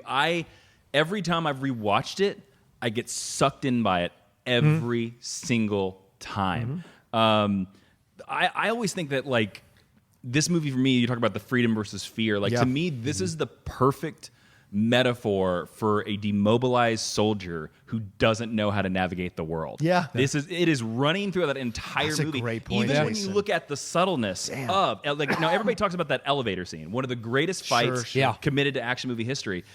Think about it this way. This is everybody that's in that elevator around him, surrounding him, boxing him in. He's a tight space. He's in a glass elevator. Telling him what to do, telling him where to go, telling him what to think, telling him what to do. He has to bust out of it. He has to fight his way out. The subtleness goes that freaking deep. That's awesome. It is so amazing that we did this movie. This is a storyline that Captain America had in the 70s several times, but they put it on film that it's like Captain America has to realize he cannot follow orders anymore. And that is such an amazing storyline. Yeah. It is. And I also like the idea that, so a lot of times within superhero movies, my problem is, and I brought it up on the show before, is I never believed the hero was going to lose. Yeah. You know, this is what kills Mission Impossibles for me. Tom Cruise is going to crush everything. So the stakes of those movies to me is just like, but Until it's Tom Mission Cruise. Impossible Eulogy, the one where he actually dies on film. Maybe. I think we're going to see him die. There will be I a really point. do. He will go out in some glorious fashion, saving the world. Yep, and it'll be in his contract that you have to release the movie. No doubt. But in this one, the idea that Hydra managed to, through subterfuge, get to the head of a military, arm of the government that could put up these huge Big Brother with lasers in the sky, and just take out any target, and now they control the world from the sky. It's just utterly ridiculous, and it's a great villain in that I know ultimately Captain America is going to win, but to create something like that, the effective control of which would be complete. Yeah. Whereas I never believed with Ultron. It's like, dude, you are going to lose. You're going to lose so hard, it's not even funny. Whereas in this, it's just like, man, if things don't go the right way, hypothetically, they could have won. It's been very easy for Hydra to institute their world order. That's a good villain. Yeah, agreed. Then my number 4, which is, I've got a feeling it's going to be a punt, is Spider-Man Into the Spider-Verse. Punt. It's a punt. Yeah, I had a feeling. I have my reasons. All right, Jason, what's your number 5? Oh, was Winter Soldier. My number 5 is what's Winter your number Soldier. 4? My number 4 is The Incredibles. Number 1. Wow. Okay. Neither one of these made my list. Interesting. Okay. Yeah, I just think it's the best Fantastic Four movie ever made. Sure. It is. I understand your points for Incredibles 2, but I think there's something to the original, the first one. I felt there were a lot of points where 2 kind of played the same beats that we saw in number 1. Yeah, I'll give you that. But I think it's so interesting because, again, this movie comes out in 2004, pre-MCU. This is a pre-MCU movie. There's also a pre-Christopher Nolan movie. And I think you have to judge movies that knock it out of the park so ahead of time before we kind of figure out the mold. Yep. But it's interesting because this is a movie that is not really, it's not 100% a superhero movie. It has a lot of James Bond elements in Well, it. the whole lair and showing up into that world and the lava office. Yeah. Just like in the curtains that push the lava away. I mean, look, the scenes in that. That's why it was a tough back and forth. I was like, fuck, I love that first one though. And that amazing Michael Giacchino score that really helps ensure it. But like it also has tinges of Watchmen. The movie begins where superheroes are loved and then they're hated. Right. And it's like, how do you get beyond this idea? And it also is an interesting look at, when you look at Syndrome, what it is being a super fan of this medium and how far that can go. That is a prescient movie about being a troll. Yes. That is a prescient movie about being an internet troll about your favorite franchise or superhero or artist. It is so prescient in that way because he annoyingly tries to be part of it. Hey, I want to be your sidekick. Name is fucking Buddy. Yeah. And he goes, I don't need you here. But he doesn't listen and he keeps pushing, and then gets in the situation and then becomes angry about it later on because the superhero who knows better tells you that you can't be part of something, yet you keep insisting that you should because you're too stupid to know that you shouldn't. And then you become the villain because you're angry because someone told you the fucking truth about your limited abilities at that time. Didn't mean you couldn't be in the future. It just meant at this time you couldn't do it. Yeah.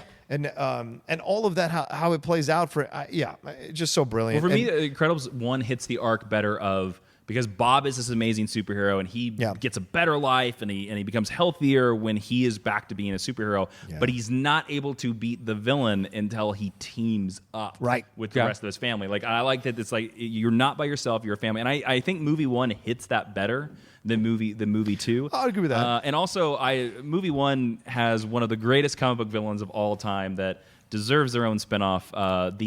The French mime called Bon Voyage. Bon Voyage is the best. When they have punny names and they're that good, it's like, all right, what other? Every time he shows up and he sees little Buddy and he goes, Sacre bleu, I laugh every time. It's good. Edna Mode is essentially Q if you're going to go down the Bond comparison. Meets Anna Wintour. Exactly. And but I would say also, amidst all the humor and the fun action, everything, there's this great fucking moment. I might cry talking about it, but there's a great moment where he says to Elastigirl after they're about to go into the battle, and he says to her, I can't lose you again. I don't think I could survive. Yeah. I'm not strong enough. I'm not strong enough. I'm not strong enough. Yeah. I cry every fucking time. It is such a great voice acting performance from Craig T. Nelson in that moment and Holly Hunter. You're just like, fuck, they threw this in here.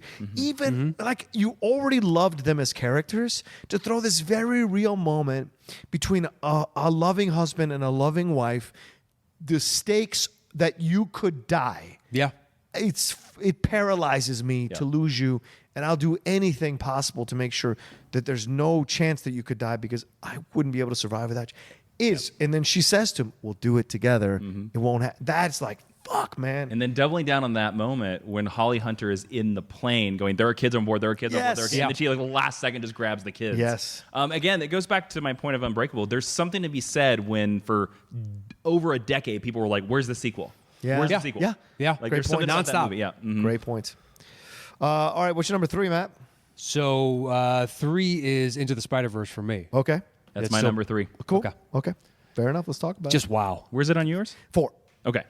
Yeah. Just wow. Yeah. Just fucking, I mean, saw advanced screening thanks to John. Yes. Collider was doing one. He was like, hey, he's here all the time. Why don't we give him one of these free tickets we got?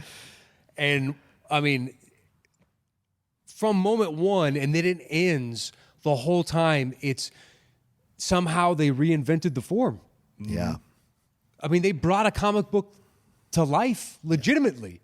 Whereas, like, when you bring up Spider-Man 2 earlier, that was the closest to me in the paneling when Doc Ock's arms become sentient in the surgery. And it's all these flashes around. And that, to me, was the first time where a comic book movie was genuinely trying to bring the comic book reading experience to life through actions and paneling and cutting between the scenes. And it took that idea and just amped it up to a degree. It brought in, like, when you see Spider-Ham in the trailers, and you're like, are they really going to be able to pull this off? And he fits in so seamlessly with noir Spider-Man and anime Spider-Man and all these, I mean, just ridiculous characters over and over and over again. It was an origin story after we all know it, and yet it was a unique one, and I'm happy that they did it. Wow, just an amazing movie. It's such a modern superhero movie for the times. And by that I mean these other movies, they're all older dudes, right? Or older women in this, certain in their late 20s, 30s, early 30s. But this is one for the kids and the teenagers. But it's also one that makes you remember being a teenager in love with comic books and brings you back to that time and what that's like as a teenager, trying to establish your own identity in the world as well. Because the thing that's so cool about Miles is Miles has the Air Jordans. Miles has the pants that are just a little bit above. You know, he's got the cool thing. The shirt's untucked. Yep. The shoes are untied on purpose, which he says under his breath a couple of times when he goes into the new school. The headphones, all of it. He's got his own style. He is who he is very firmly. It's just he's having a crisis of confidence because he's being taken out of one world and put into another because he's an intelligent kid. And he's not sure what to do about that because he wants to go back to what he knows. But there's another world that he has to embrace. And it foreshadows what he's going to have to do when he becomes Spider-Man. Once again, here's another new world that you are intelligent enough to handle. You've just got to want to handle it. And to his credit, he does eventually pursue the training, pursue the knowledge, pursue whatever, even though he keeps falling short. Eventually, he hits his moment where enough is enough, and it's through the love of his father. Yeah. It's the scene with his father through the door. That's one of the best scenes of a film I've seen in like 5 years. I thoroughly agree. It's an incredibly emotional moment on the heels of the death of his uncle, who meant so much to him because his uncle represented the rebellious street side of him. His dad represented the more responsible side of things. And so he was able to live in both worlds. To have one of those worlds die on him, a la, like Uncle Ben and whatever, having it all come through, was so well done in the movie so that when he embraces his power, you embrace the power with him. Yeah. Right? Like when he comes and he has the black and he does what he does. And my favorite shot in the movie is him upside down, falling slowly through space. Yeah, the trailer shot. That shot is fucking incredible. Fun fact, written into the script. Really? Yeah. So very smart. Yeah. So I everybody listening and you two gentlemen as well, they released the script online once that movie blew up because I think nobody knew that movie was going to be that big. Yeah. They put the entire script online. It's one of the best script reading experiences I've ever had. All the energy, all the love, all the emotion is in the pages. And that shot is written into the script. And usually when you read, I've read the script in Infinity War, and when you read the script in Infinity War, it's basically just kind of telling you, all the characters are here, Wakanda. Yeah. And all the energy's put on screen. But all the energy of Spider-Verse is in that script, including that shot, which is mind-blowing that they had it that fully formed that early on. I love, speaking of story stuff, usually movies don't trick you on characters' themes because you generally want the audience to follow along. Right. And the interesting thing is that throughout the entire movie, Peter sees Miles. He goes, oh, it's leap of faith, leap of faith. Yeah. Miles doesn't need the leap of faith. Peter does. Yeah. Miles' lesson is the one that he gets from his mom and dad in the very first scene that we hear them when they say, Morales is don't give up. Right. Which is what he does in front of the Kingpin. And usually, it's funny, you usually do not have the crisscrossing themes. And I thought that was so genius that it was the lesson that Peter kept telling Miles was the lesson that he needed. Yeah. I think it's insanely well written. Yeah. I mean, you could see it from every frame, the amount of care and love and thought these guys had put into it. It was a collaborative, the wealth of years of living with this and loving this character, even to the stupid pop culture references, because usually I hate it when a movie is like in Shazam, kids have Batman and Superman dolls. Yeah. So you're kind of violating or you're saying it's all real and whatnot, but it's jarring. Whereas in this, when Peter Parker opens up and is like, listen, I've got a theme song that's pretty great. I put out of this, I put out of that. Popsicle's kind of so-so, and it goes to the picture of the shit popsicle we can buy. For some reason, that violation and of a Spider-Man 3 joke, which I thought was quite funny. Oh yeah. Chris Pine kills that part, by the way. And he does. I didn't even know it was him until the end credits. Oh, really? I did not know. I could not place him. The entire movie, I was like, really? who's that first Spider-Man? Oh, yeah. I was like, oh shit, the fucking Chris Pine, and then someone tried to, Well, I just thought that the one guy from the New Girl I thought he was the lead. Yeah, of Jake this. Johnson. Yeah.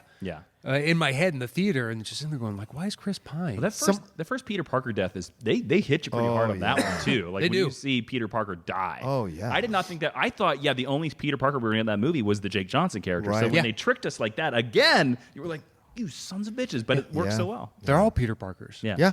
That's why it's one of the greatest Stan Lee cameos too. Oh, When he man. says the mask always fits. It always fits. It always You're just fits. like, oh my. And then the No camera, refunds, kid. No, yeah, right. It was great. the camera then I think pulls out a little bit more, and there's a big sign that He's says actually no in refunds. that. He's in that movie 3 times. Right, because he steps over them. He steps over them in the streets. When they fall down. And then when they, okay, and yeah. then when they smack across, I think one of the he's in a train as well. Oh. When they smack against the subway train. he's also when on the subway train.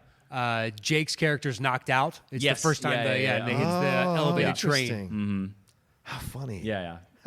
But yeah, him walking over them is quite hilarious. That's brilliant. Thanks, New York. It's like, thanks, But New yeah, York. when that, Yeah. especially since in that movie a couple weeks after Stanley's death. Yeah. Seeing that scene with him, I was like, oh man, it's hard. The whole when we were at the screening, like, people like broke in half. Yeah.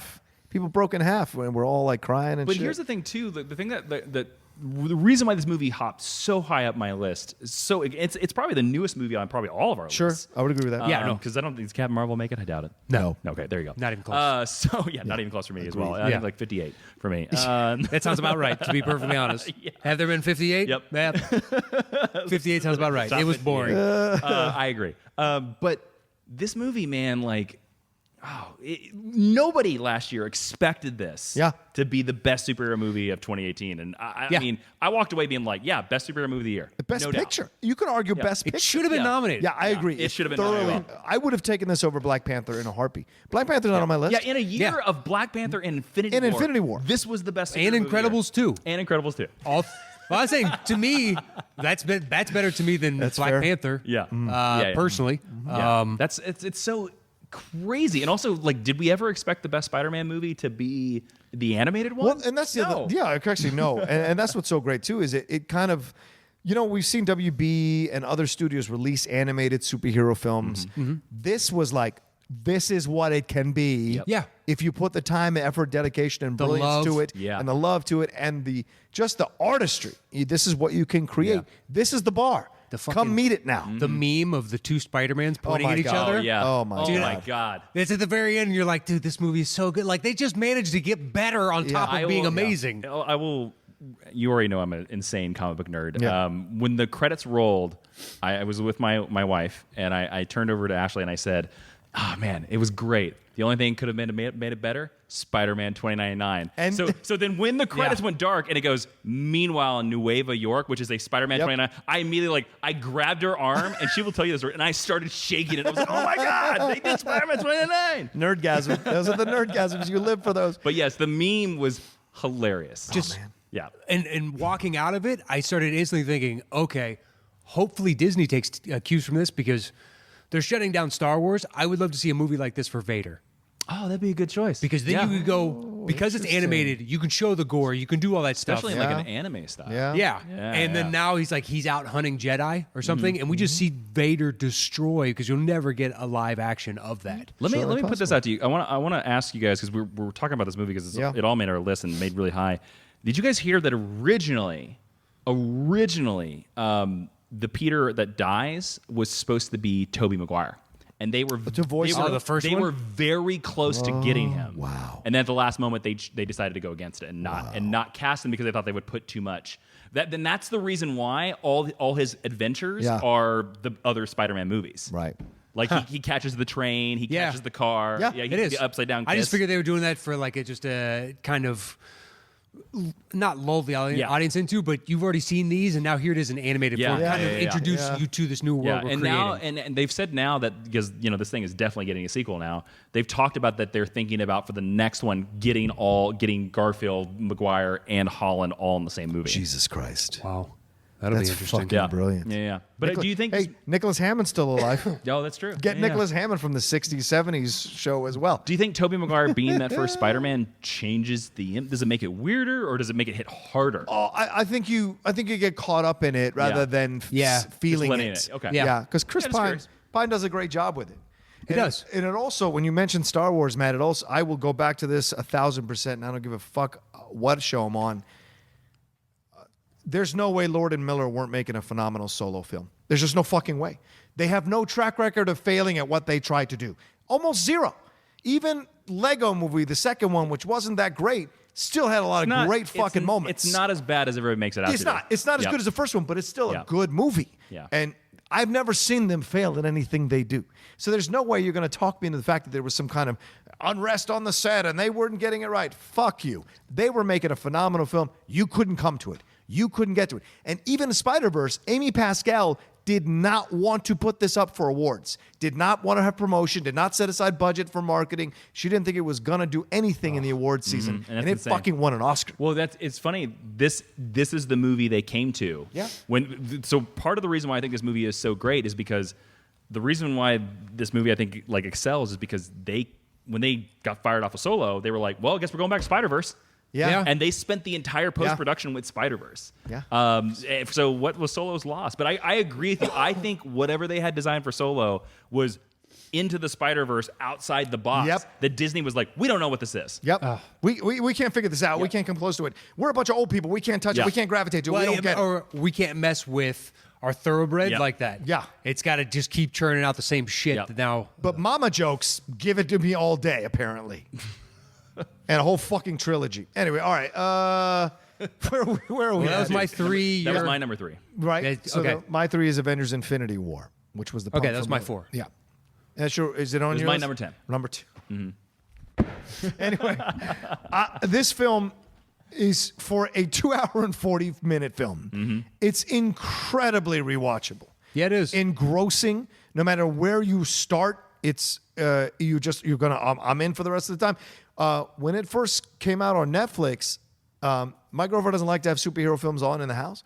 Whenever she'd go to the bathroom or go in the kitchen, do whatever, or go out, I would put this on Netflix and just watch for the 30 seconds, a minute, 2 minutes, whatever I had time to do in the place, because it's a film that I can't get enough of, and I'm addicted to it. And it's maybe one of the few MCU films I own. Mm-hmm. And I just go back to it all the time because the gutsiness, the ballsiness of ending a 10-year journey in this way, almost ending it in this way, and leaving you with all these fucking deaths. The Spider-Man death after you established him so well does not work if you don't establish Spider-Man so well with Tom Holland. Having all of that come through, what he endures, what he overcomes, what they all overcome and then what they have to watch happen to all their heroes is incredible. The futility of their mission. What a gutsy, ballsy decision by Kevin Feige and the MCU to do this. And yes, you'll go, well, they had a second part. Fuck you. If the world ended, this is the last MCU film. This could have been the last MCU film if the world ended after this film came out. And it's a hell of a film to end on. And I was so surprised that they had the guts to do it this way, to not go with a feel-good ending. Even with the Captain Marvel post-credit scene, I get it. But the film itself, it's futile. When you think when Thor hit Thanos with a thing, I literally, in a press screening at the premiere, I was like, yes, just really fucking loud. Because I was like, Chris yes. Hemsworth was like, shut up, asshole. Yeah, right, basically. Because I was like so engrossed in it. And then when Thanos says what he says, you're like, oh no. Yeah. And then it all happens. And I was like, man, just from beginning to end, what an incredible build throughout the movie to lead to that moment. And everybody plays their part, and you go all over the place. And some people complain, oh, we don't get enough of this. Fuck you. There's enough for everything. Yeah, you can't. There's enough for everything. For all those superheroes. To juggle all those storylines and feel like you actually spent enough time with them so you understand their context and the overall massive scope of this movie. Yeah. That's so difficult. And they pulled it off. It's also, it's basically the penultimate, so it's going to leave you unfulfilled. And when this thing ended, you're like, man, you know what? I realize that you have to wrap up a whole bunch of stuff, but that is the best penultimate I've ever seen. Yeah. Where I feel fully complete. It's a fucking origin story for Thanos. Yeah. It makes Thanos my top 10. is the protagonist. He is the protagonist. It makes my top 10 because it's the only superhero movie where the villain wins. Yeah. And it's something that we've been saying, fans have been saying for years, but like, oh, it'd be interesting to see the villain wins. Well, we see it because, the movie fades to black where he's like sitting in his farm. Looking to the sunset with a smirk on his face. But the reason why I didn't put it as high is for two reasons. One is that it's not as singular of an experience as like other films on my list. Like you need to know about the other MCU films for this film to work. I get that. But it's again, these are just nitpicks. Right. And then the other one is that I haven't seen Endgame yet, and I'm not saying that Endgame is gonna fumble the ball. I don't think they will. I think actually. But if they do, but then if they do, this knocks this one down. That's fair. So that's the only reason Totally why I fair. could not justify it higher. In a week, if we did this again, it might go up. It might It's go happened up. with other Yeah, movies. yeah. Like the resulting Matrix influenced my perception. I still love the first Matrix. Still love it. Matrix is still good, man. Yep. The first one. Yeah, Still. but where you know it's going, it's bittersweet. You're like, oh, this was such a good idea. But you are right. Like there is this. I literally watched this movie a couple days ago simply because I'm going to see it Endgame Right. tomorrow, Right. and I was surprised at how much it still sucks me in. And but it sucks me in because again, it's like we know these characters from 20 other movies, and so this is like the culmination of their storyline. And deciding to make Thanos the main character was an insane choice that really pays off. He's completely CGI. We've never met him more than 5 minutes in any of the other movies, and it works. Yeah. Can either of you tell me, how does Cap find Vision early on? Because Vision's turned off his locators and his phone and all that jazz. And then suddenly when they need him, that's the only part of the movie I'm like, hold on, how is this happening? America sense. America signs? See, America sense. See, Cap has a spidey sense. America. When there's trouble about, honestly, Eagle screams and he's like, caw. I'm needed somewhere in the world. It feels like Western Europe. Yep. A train station. Where? Freedom. Well, he's turned it off, but she hasn't turned it off. Do Scarlet we know Witch. that? Did she have one? I don't We know know. that Vision did. Yeah. Because the plot demands it. Yeah, that's the only time, though, in that movie, this huge, massively complex plot thing where I was like, hey, wait a second. How is this happening right now? Well, also Black Widow's a spy, so Black Widow would be able to track him down if she Sure. needed to. If she needed to. Fun fact, Cap actually, in the original draft of the screenplay, doesn't show up till Wakanda. Wow. Can you imagine if they left him that late? Right. And then they decided that it was too late to show him to, It would have throw him in the been. movie. It would have been too late. And it would have kind of shat on Thor's moment. Yep. When he comes back at Wakanda and everyone's like, oh, shit, it's on Yeah, because now. originally that's what it was, is that Cap was going to sort of have a moment during the Wakanda stuff. Yeah. Yeah. Nah, it wouldn't have worked. All right, where are we at? Number 2? Number 2. 2. Yeah, what's your 2? 2 is a punt from you earlier, and I don't believe you have it. It could it's close to my number 1, Thor Ragnarok. Wow. Guys, Not on my list. love it. Absolutely effing love it. From start in the theater when he's dangling by the chain and they're going for the jokes, it's like, I don't know about this, guys. Like, I don't know. You're really trying hard. And when the Bifrost comes down and cuts the dragon's head off, and it comes back to, and it hits the ground, it does that little squeegee sound as it's going, and slowly, and once it hits the stairs, its eye rolls back in its head and its tongue comes out. I was like, you got me sold 1,000%. 1,000%. Dragon Gore. Because I think ultimately I appreciate that in a comic book movie because it's ridiculous. Superhero movies. They're utterly, these guys. They're stupid, They yes. are. Well, not stupid, just in that, like, it's a character that can fly, and he is the god of thunder, and all these ridiculous things. And the fact that they're willing to poke fun at themselves, still have good jokes, but there's heart, the growth of the characters. It's the only time Hulk, I think, has been perfectly utilized in a film. I like that in Infinity War they had to take him away to only give it to us, in the final one. Because Hulk solves all problems. That's the problem with having Hulk in any situation. But this was the best of that. And then Hemsworth just crushing joke after joke. Tessa Thompson. Oh, Tessa's great. As Valkyrie, I think it is. Yes. Sexy as hell in that movie. Yeah, and Kate Blanchett. No, she is. And Kate Blanchett Sexy. Kate too. as the god of death. Yeah, Hela. Hela, yeah. And I love it. She walks into the throne room and she's like, what are these lies? Yeah. All this bullshit. And she throws the blades up there and you see the amount of destruction it took to get all these kingdoms under one thumb. And you're like, oh, yeah, I hadn't thought about that before. How did you guys do that? And then that's when they start revealing. She goes through and be like, this is fake through the the fake Infinity Gauntlet. yeah, fake Infinity Gauntlet. Like, this is fake. That means nothing kind of going through. And you're like, oh, really? Yep. What's real and what's not here. And right. Thor couldn't find any Infinity Stones and whatnot. And they have one, technically Loki does with the Tesseract, but he assumes they have all these other great treasures. I always put that up that the Thor is just dumb. Like when he's like, I couldn't find any of them. It's like, well, no, because you're dumb. yeah, but I don't think he's actually dumb though. No, I know. But He's not as smart as Loki. You don't go to Thor for detective work, is all I'm saying. I think that's fair. He's a guy with a big hand. True. Yeah. You need somebody that's hammered, you call Thor. You handles need the some heavy detective lifting. work, you maybe call Cap. Yeah. Okay. But That to me it's so rewatchable. I just watched it again. It was an excuse to watch it again for this show. Yeah. Even though I know it now backwards and forwards. Yeah. Yeah, when he's getting introduced to Jeff Goldblum. This is so good. Oh my God. He's So good. so great. Should I? What she say? Should I vaporize him? I said, what? Why are you?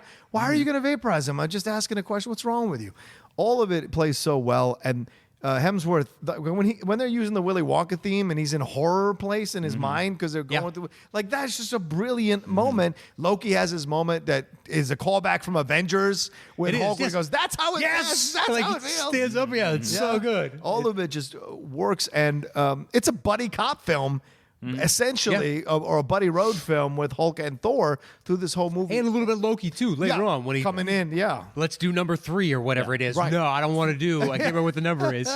For me, Thor Ragnarok, it has amazing visuals. Yeah. And I didn't see this until like the second or third time I saw it. It has a lot of amazing tiebacks to Thor 1. Yes. A lot of lines and dialogue from Thor 1 are crisscrossed with different characters because you slowly, weirdly learn that Thor Ragnarok is basically about Thor could never become king of Asgard until he had basically everything taken away from him. That was the only point where he was like, oh, yeah, Asgard being king, that's not such a terrible idea. Maybe I should be king. Oh, yeah.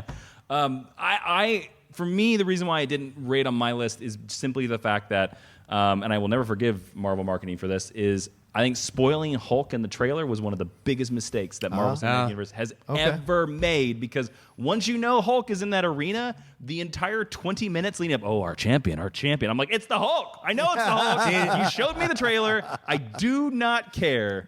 Okay. So. I didn't care. I was waiting for it. I was like, can't wait to see it. Yeah. Can't wait to see it. I mean, the fucking Matt Damon playing Loki. That was genius. The second time playing Loki, by the way, on film. Yep. And just doing this. Nice, Dogma reference. Fucking, and then Hiddleston as, the king. He has got the facade on, and he's mouthing the words along with that are the most praising of Loki of himself. The thing is Sam Neill is from Jurassic Park is young is fake. He's playing Odin. And then Chris Hemsworth. Older brother or younger brother is Thor. Yeah. Oh, is that what it is? I didn't know who that was. The other Hemsworth. It's the other Hemsworth. Third Hemsworth? Yeah, it's the third Hemsworth. Yeah. As his brother. Wow, that's ridiculous. It's like that other Manning brother. It's like the other. He's the other Hemsworth. This is what he is. Yeah. Also, what's great about the film is that it never loses the emotional journey that he's on too. Like that scene with Odin dying on him and then coming back to it when he says to him, Asgard was never a place. It's not a place. It's besides the people. Yeah. And then he also says to him, like, it's time for you to embrace what you are and move on. Like, the father from 1 is now the old man in 3 who's telling his son, you have learned everything there is to learn. It's time for you to embrace it. Father will become the son, and the son will become the father. Yeah. Exactly. And, once again, I get emotional every time because, when you lose your father, those scenes really affect you when you see them on film. That scene is fantastic. Both those scenes, when he goes away and then boom, because they don't give you much time with it because Hela shows up like hella quick. I know. And portal opens and then suddenly just like, we're moving this film. That's one of and that to me is like one of the weaknesses of the movie is that there's some moments, especially like around the destruction of Asgard, where I'd be like, we could sit in this moment for a minute. Like this is his birthplace of 1,500 years that was just completely obliterated by a fiery devil. But we just move on. Yeah, but I think they That's also Taika, though. But they made that choice in that, any Thor movie that just sits solely on Asgard, audiences don't seem to care that much about it. Yeah, Dark World showed us that pretty clearly. Which I enjoyed. Yeah, I like Dark World. All right, that was your number. That was my 2. Your number 2. All right, The Dark Knight. Technically a punt. That's a punt. The Dark Knight is, should I say? It's my number 2. Oh! Well, okay, well then, we're talking about it. All right. Because it's just like bing, bing, bing. Okay. But it's your number 1. It's my number 1. Okay. What do you guys have? Fucking Superman? fucking Superman number 1? Well, I don't have that. Really? Look, we're going to go back to the last time I was on the show. Remember I put Batman Begins number 1. You and did. you guys both put Dark Knight. It's true. We had the fight. That's right. So I forgot about that. Don't, there could be another Batman appearance. Him and on this list. Kalinowski are the two people that don't put Dark Knight at number 1. of the DC movies. It's incredible. They're fucking DC hipsters, you know? Such nice guys until this shit. Actually, point of fact. It's irrelevant that he is Batman in the movie. It is a Joker movie. That's how Kalinowski's complaint is, that it's a Joker movie. This film is incredible. Well, it's still your number 2. So it's my still, number 2. So Number 2. I argue it's my I agree number with 2. you on this. Yeah, you do. You do. My number Boo. one, my number 1 is my number 1 for many reasons. But The Dark Knight at number 2. Watched it again the other night. Just happened to be on TNT or one of those, and I just didn't want to go to bed. I'm surprised TNT just hasn't renamed themselves the Dark Knight Channel. yeah, Batman channel. It was Might do gangbusters for their ratings. it's true. There's enough Batman films. I was up till 1:30 watching this fucking thing, and I was tired as hell, but I still watched it because I don't know what it is about this movie, but every time you watch it, it feels like you're watching it all over again for the first time. And that is so impossible for any movie to do. But every single time, I feel like I'm watching this movie all over again for the first time. The music is incredible that Zimmer has in here. The scenes with Batman and the Joker. Obviously, Heath Ledger and Christian Bale doing incredible work together in the scenes. I mean, the scene in the interrogation room, I would put in the top 2 or 3 scenes of any superhero movie ever. Oh, yeah, easily. Just dialogue, acting, progression of where it goes, switching of power dynamics, and then having Batman violate his principles by shoving the chair into the door so that he can beat the crap out of the Joker until he gets what he wants out of it, fully becoming a vigilante in that moment.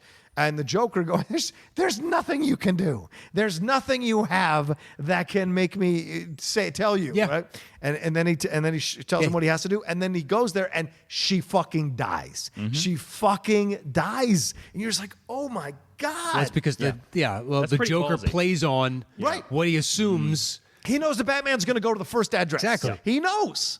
And as soon as he tells him that he's here, Batman is so caught up in his emotion that he's not. And remember, this is still the second Batman movie. So he's not fully the full Batman yet. He's still learning on the job and confronting something he's never confronted in the Joker. This is the first time. So the Joker is going to trick him because he's not smart enough to outthink the Joker.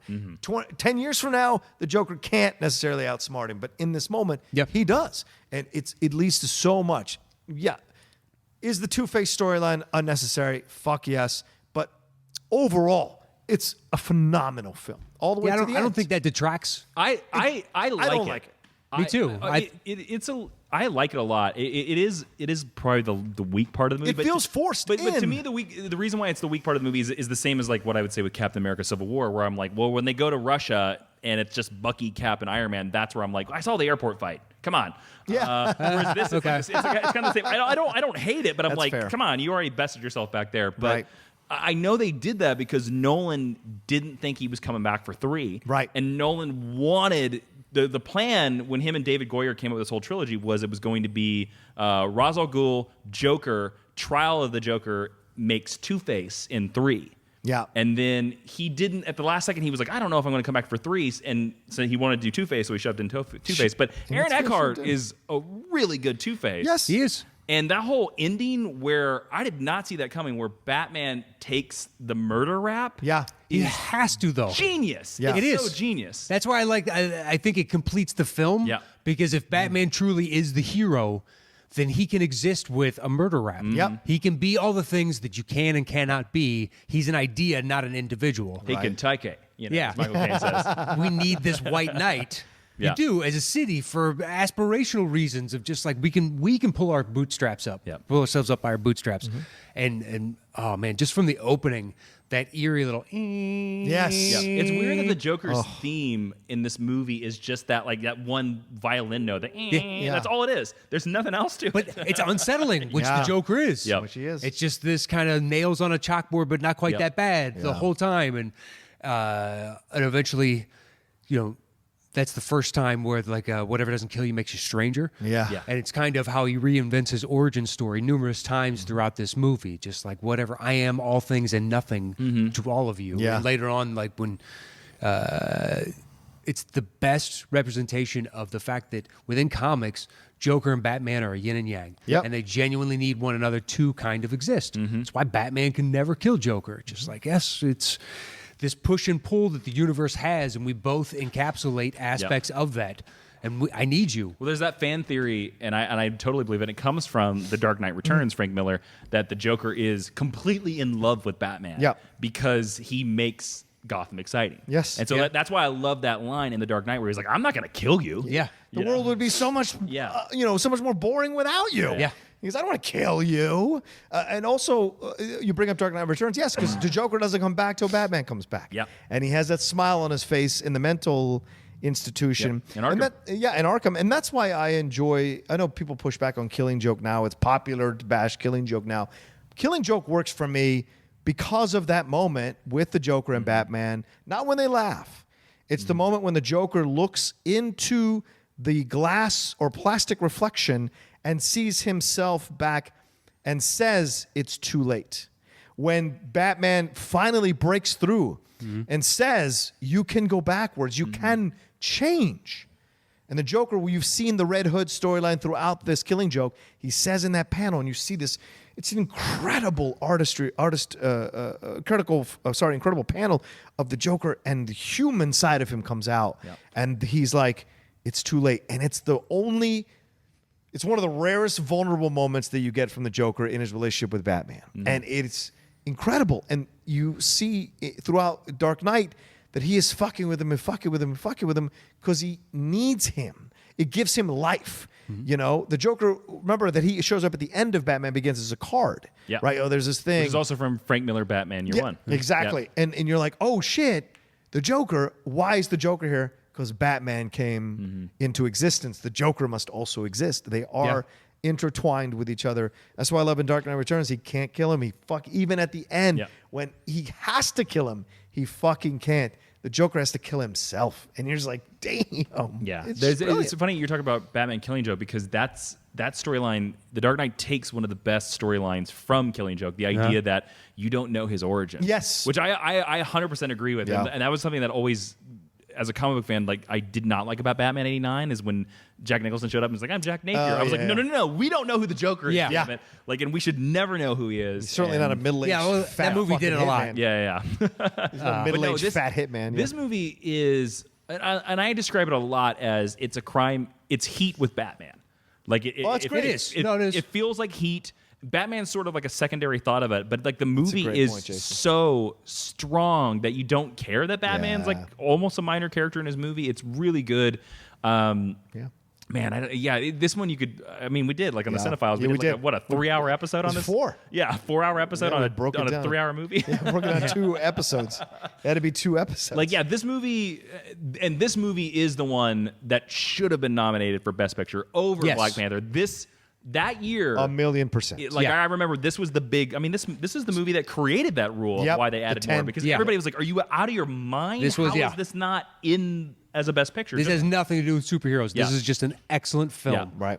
Yeah, this movie, like, people will be talking about this movie for the next 50 years. Like, this will be like 2001: A Space Odyssey, like Planet of the Apes. People will still, Casablanca. People will still be talking about this movie. That's a great point, Jason. It's a classic. Yep. It's already on its way to becoming a classic.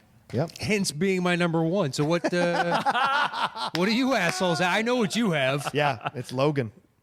Logan is my number one. I just got to say it, and there is no offense in this statement at all. You can't offend me about There is Logan. love in this statement. Yeah, sure. That is the ultimate John Roca choice. Yes, of course it is. Of course it is. It's a fucking Western as a superhero movie with one of the most underserved characters in superhero-dom and one of the most underserved actors. Hugh Jackman finally got to fully be Wolverine in a Wolverine story that was worth a damn. And he was incredible in it. I watched it again last night the other night for maybe the 50th or 55th time. Like, I just cannot stop watching Logan. It's my screensaver on my fucking computer. It is the number one superhero movie for me. And I never thought anything would replace Dark Knight. I really never thought anything would replace The Dark Knight.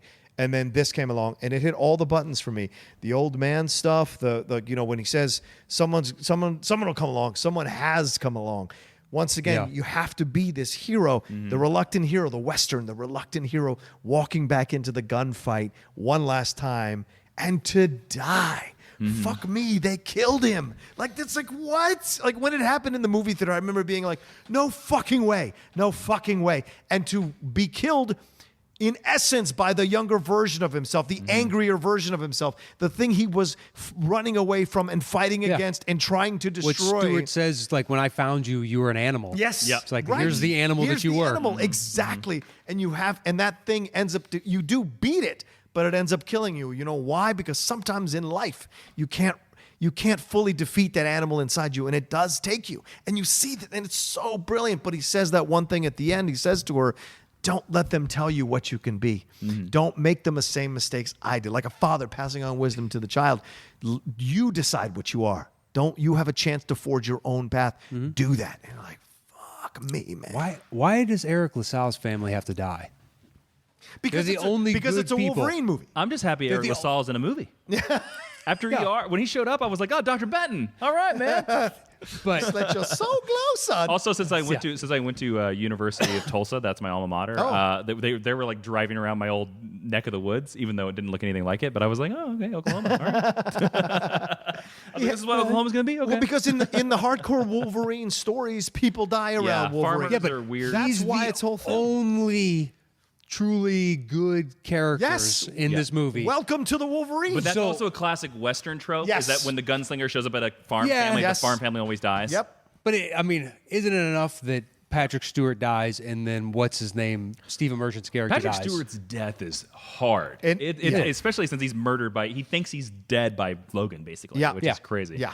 But and he has like, I've never slept better. He has essentially that Apollo moment. Oh, I feel born again. Kabam, you're dead. And it's that moment, and also the realization in that moment that that it wasn't Logan.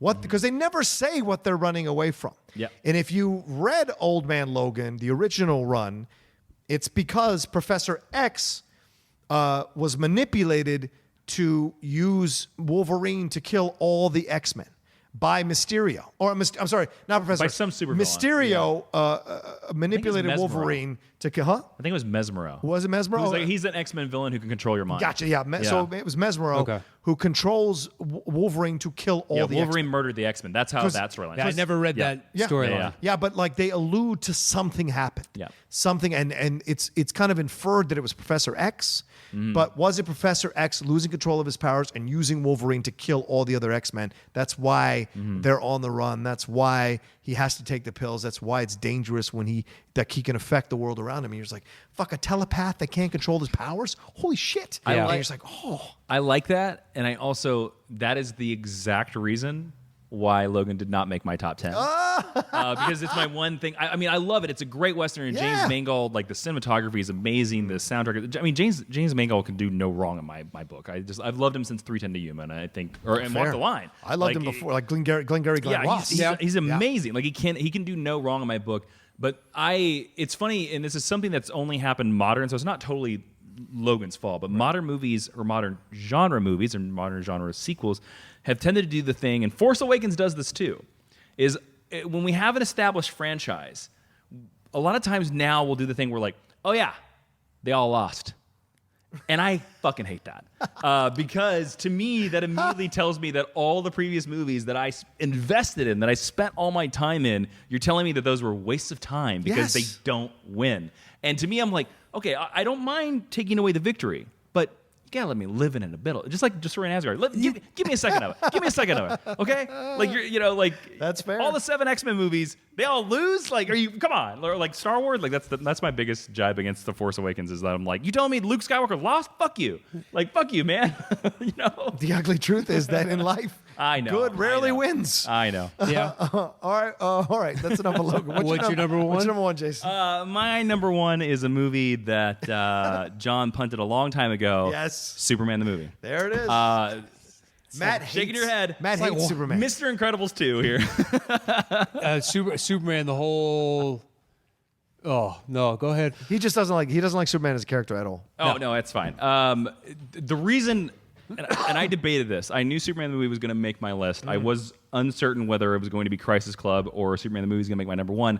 The reason why Superman the movie is my number one is because without it, we don't have any of the movies we've talked about tonight. Sure. Thoroughly Not agree. a single one of them. And 1000%. it still stands like a Citizen Kane of superhero movies at the top of them. Yes, now like Citizen Kane, you go back and watch Citizen Kane, the reason why we still love Citizen Kane to this day is because a lot of times it was the first. It's not the best at what it does. It was the first. And Superman the movie was the first real, legitimate, serious Superman movie of all the Superman movies. And to me, it's also a weird movie when you look at it because it's 3 movies in one. It's a sci-fi movie, it's a Norman Rockwell movie, and it's a weird superhero comedy all smashed in. Also, there's no real true villain. You can say it's Lex Luthor, but actually the real true villain of Superman the movie is kind of Jor-El. Yeah. Because Jor-El's like screaming at him to not turn the planet back.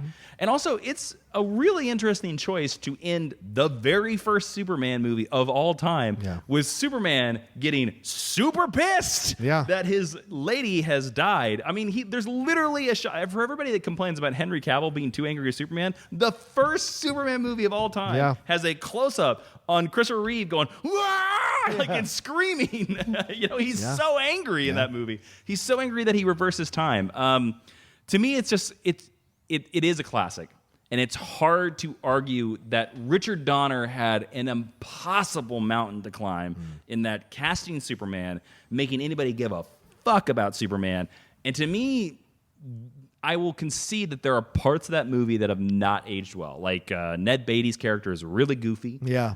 Miss Tessmacher is super goofy. Right. But also at the same time, that for 1978, that was the style of the time. Yeah. That was the style of the time. Yeah. So to me, I'm like, I can't knock Treasure Island for being published in 1870 because it's, because of 1870 styles. Like, it's still a great fucking book. So Superman the movie for coming out in 1977, I can't knock it for any of the 1977 stuff. It is the progenitor of superhero movies. It's not Batman 66, which was the first kind of superhero movie, but it's Superman the movie. And there's a reason why people can't get past this movie. It's weird. There's the weird thing about this. I love this movie to death, but Superman fans cannot let go of this movie that came out in 1977. And that, to me, is my theory for why everybody got so pissy at Man of Steel was because it wasn't this movie.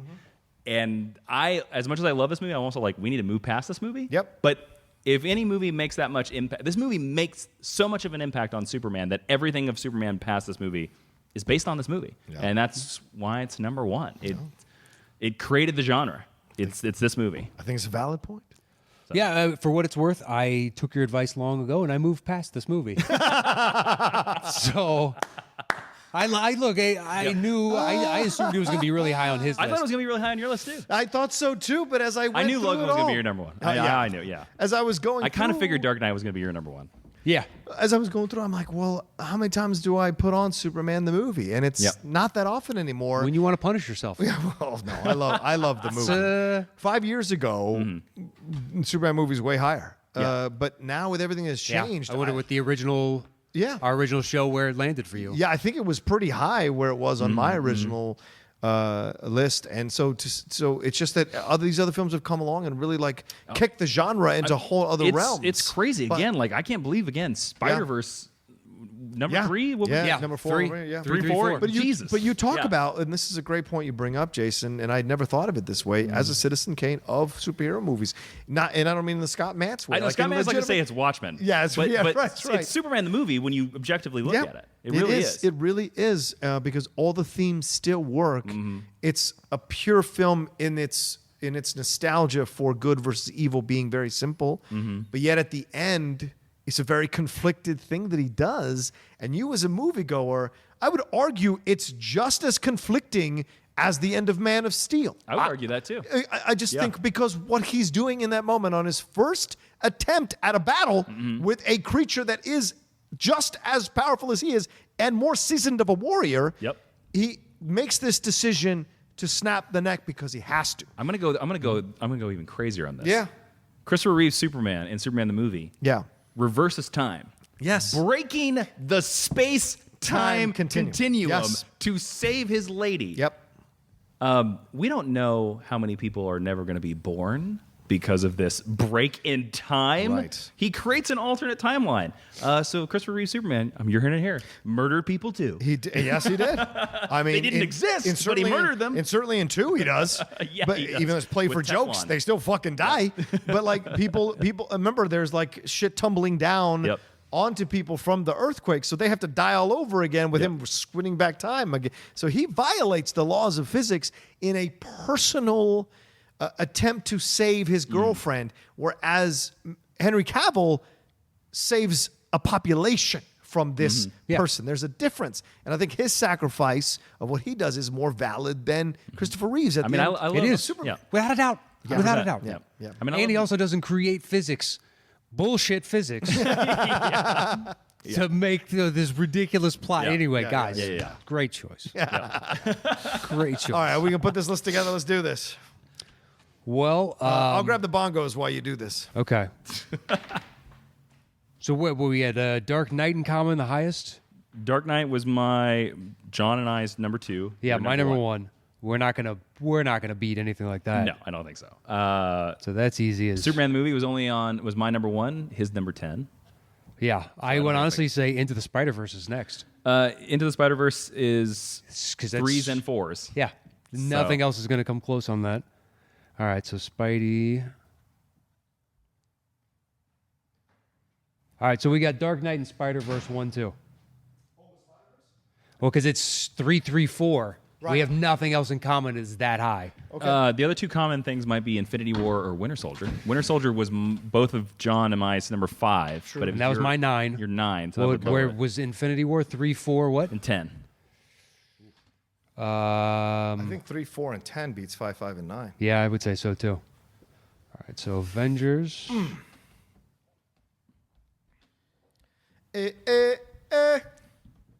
I'll sing it for us. Come on. Come on, post I wish. Roca. I wish you'd make me some money off that shit. Wait, where's Logan? Logan, I think, only made. It your only made list. 2. It made your 2 list? Yeah, that's it. Okay.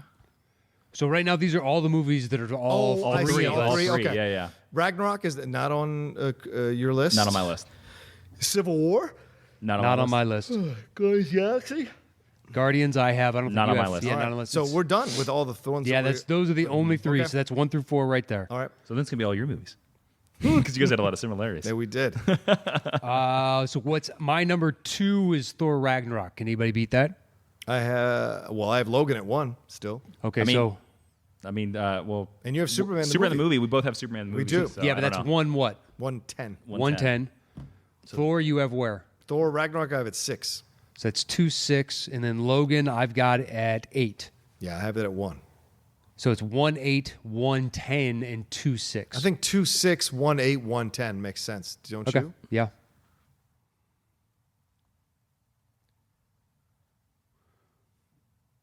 This is like the most exciting part of the podcast for your Hey, fans when it people just love gets this quiet. shit. When we took it away on the video thing, people got mad. Oh, you cut it out for time? We would cut We it out. Oh, yeah, didn't do right, anything. right. Oh, Okay, all right, all right. We actually showed up and complained about it, Yeah. and we didn't have a say in the matter when it was our the show. unnamed That's true. podcast feed people. Yeah, All right. that's right. So they like it when we're debating this thing. Where are we at? What number are we at? So we got 8, 9, and 10 left. Okay. What are all your top 5s? Where are your top 5s? Superman the movie. Okay. Dark Knight. Is it on is Superman the movie on Yes, there now? Superman is on there. Dark Knight's on there. I had Into the Spider-Verse. We already got. Yep. Okay. I had Incredibles 1, which I don't think anybody else had. Okay. And then it was Winter Soldier, which we all 3 of us had, but we already had. That's your on number Yeah, 5. that's on there. Is it on there already? Yeah. Okay. All those are on there. So all my top 5s, I think, are on. All my top Except for 5 Incredibles. are in there. Are you all your top 5 on there? Do you want to do a halvesies Incredibles 2? I think that's fair. Yeah, let's do halves. And we'll think do that's that on fair. number 8. Okay. Is Ragnarok on there? Yeah. Okay. Yeah, because the rest of mine, neither one of you had, except for my bottom 5. You guys didn't have any of them on there. So Okay. True. Well, we had Guardians. That was my number 8 or That was 9. my 6. Did you have Captain America: Civil War? No. Okay. Do we have any other commonality? Oh, yeah. What No. do you? no, there's no more commonality. So what's your highest? Yeah. What's your highest left? It's Spider-Man 2. Which is At what number? 6. We got Damn it. Let me check. Is Logan's on there? The Dark Knight's on there. Avengers: Infinity War's on there. Spider-Verse is on there. Winter Soldier's on there. Ragnarok's on there. Fuck. Number 7, Watchmen. What do you have left? I got 7 Deadpool, so 6 wins. Son of a bitch. Spider-Man 2. Son of a bitch. Wow, 2 Spider-Man movies. God damn it, Inman. Michael Chabon, your check is in the mail. God damn it. Did Guardians of the Galaxy get on there? Yeah, it should. snuck on at number Okay. 9. All right. Just barely. All right. There it is. All right, well, let's do this thing. The top 10 superhero films, yeah. At number 10. Spider-Man 2. At number 9. Guardians of the Galaxy. At number 8. Incredibles and Incredibles 2. At number 7. Superman the movie. At number 6. Logan. At number 5. Thor Ragnarok. At number 4. Captain America Winter Soldier. That's a bad one. At number 3. Avengers Infinity War. At number 2. Spider-Man Into the Spider-Verse. And our number 1 superhero film is The Dark Knight. Hey-o. Wow, Spider-Verse made number 2. Yeah. Number 2. Well, listen. Trying to convince my wife to watch it while we're doing this. Wow. Yeah. Yeah. Wow. It's such an Made incredible my wife film. cry like 4 times. Yeah. It's Yeah. legit. Yeah. It's a good damn legit. movie. It's really good. Well, Jason Inman, thank you so Yeah. much for stopping by, my friend. It's always fun talking anything with you, but certainly superhero movies, man, because you have such a great take on them and really enjoyed your insights on all your choices and on all our choices as well. Yeah. And I hope you, the fans, enjoyed spending some time with Jason because it's a blast for us. Jason's one of the best dudes I know in this sphere. And one of the first dudes to welcome me with open arms when we talked about stuff. Oh, thank So, you, old yeah. softy. Yeah, It was yeah, a pleasure yeah. to be here. Thank you so much. Yeah. Plug your stuff again, man. Yeah, don't forget my book, Super Soldiers, is for pre-order right now. You can find it on Amazon. Help me kick Marvel Comics, The Untold Stories ass, make it a number 1 bestseller. And, also a podcast you can find me. If you like to know my knowledge, Ashley and I do a podcast called Geek History Lesson. You can find it everywhere podcasts are, iTunes, Spotify, all that type of stuff. And then I got to shout this out because we're doing a Geek History Lesson live show. There it is. At the same place that you guys did at the Arena Cinema Lounge. So if you guys like Top 10 Live, please come to Geek History Lesson live. It's on May 5th. At 5 p.m., so 555 at the Arena Cinema Lounge in Hollywood, California. And we have special guests Mark Riley from Collider Live. Nice. And Ryan Sands from Marvel Runaways. We have an actual Marvel villain. And we're going to be analyzing the Avengers. Oh, the first Avengers. No, all of the Avengers and talking about the character. And this will be interesting because it'll be 1 week after Endgame. Oh, nice. So we'll be able to go into some Endgame spoilers as long as everybody in the audience have seen it. We'll take a poll. So. Okay. See if I'll see if I have to buy it.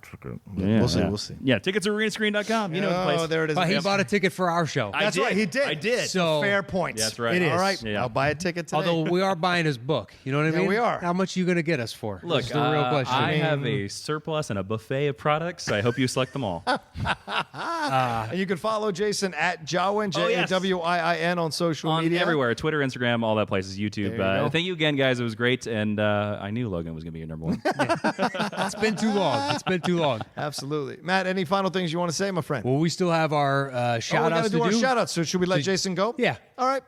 Jason, thanks so much for, All right, unless you okay. want to sit here and listen to us read names. How long is that going to take? It's like probably 250 names. Yeah. Good God, 250 names? Yeah. All right, I love you. And a 250 Patreon, yeah. I love you, 250 people, but I got to go take care of my patrons. Yeah, go Yeah. do your thing. Exactly. So, yeah, we can stop recording. A pleasure as always. Yeah. Thank you so much for coming.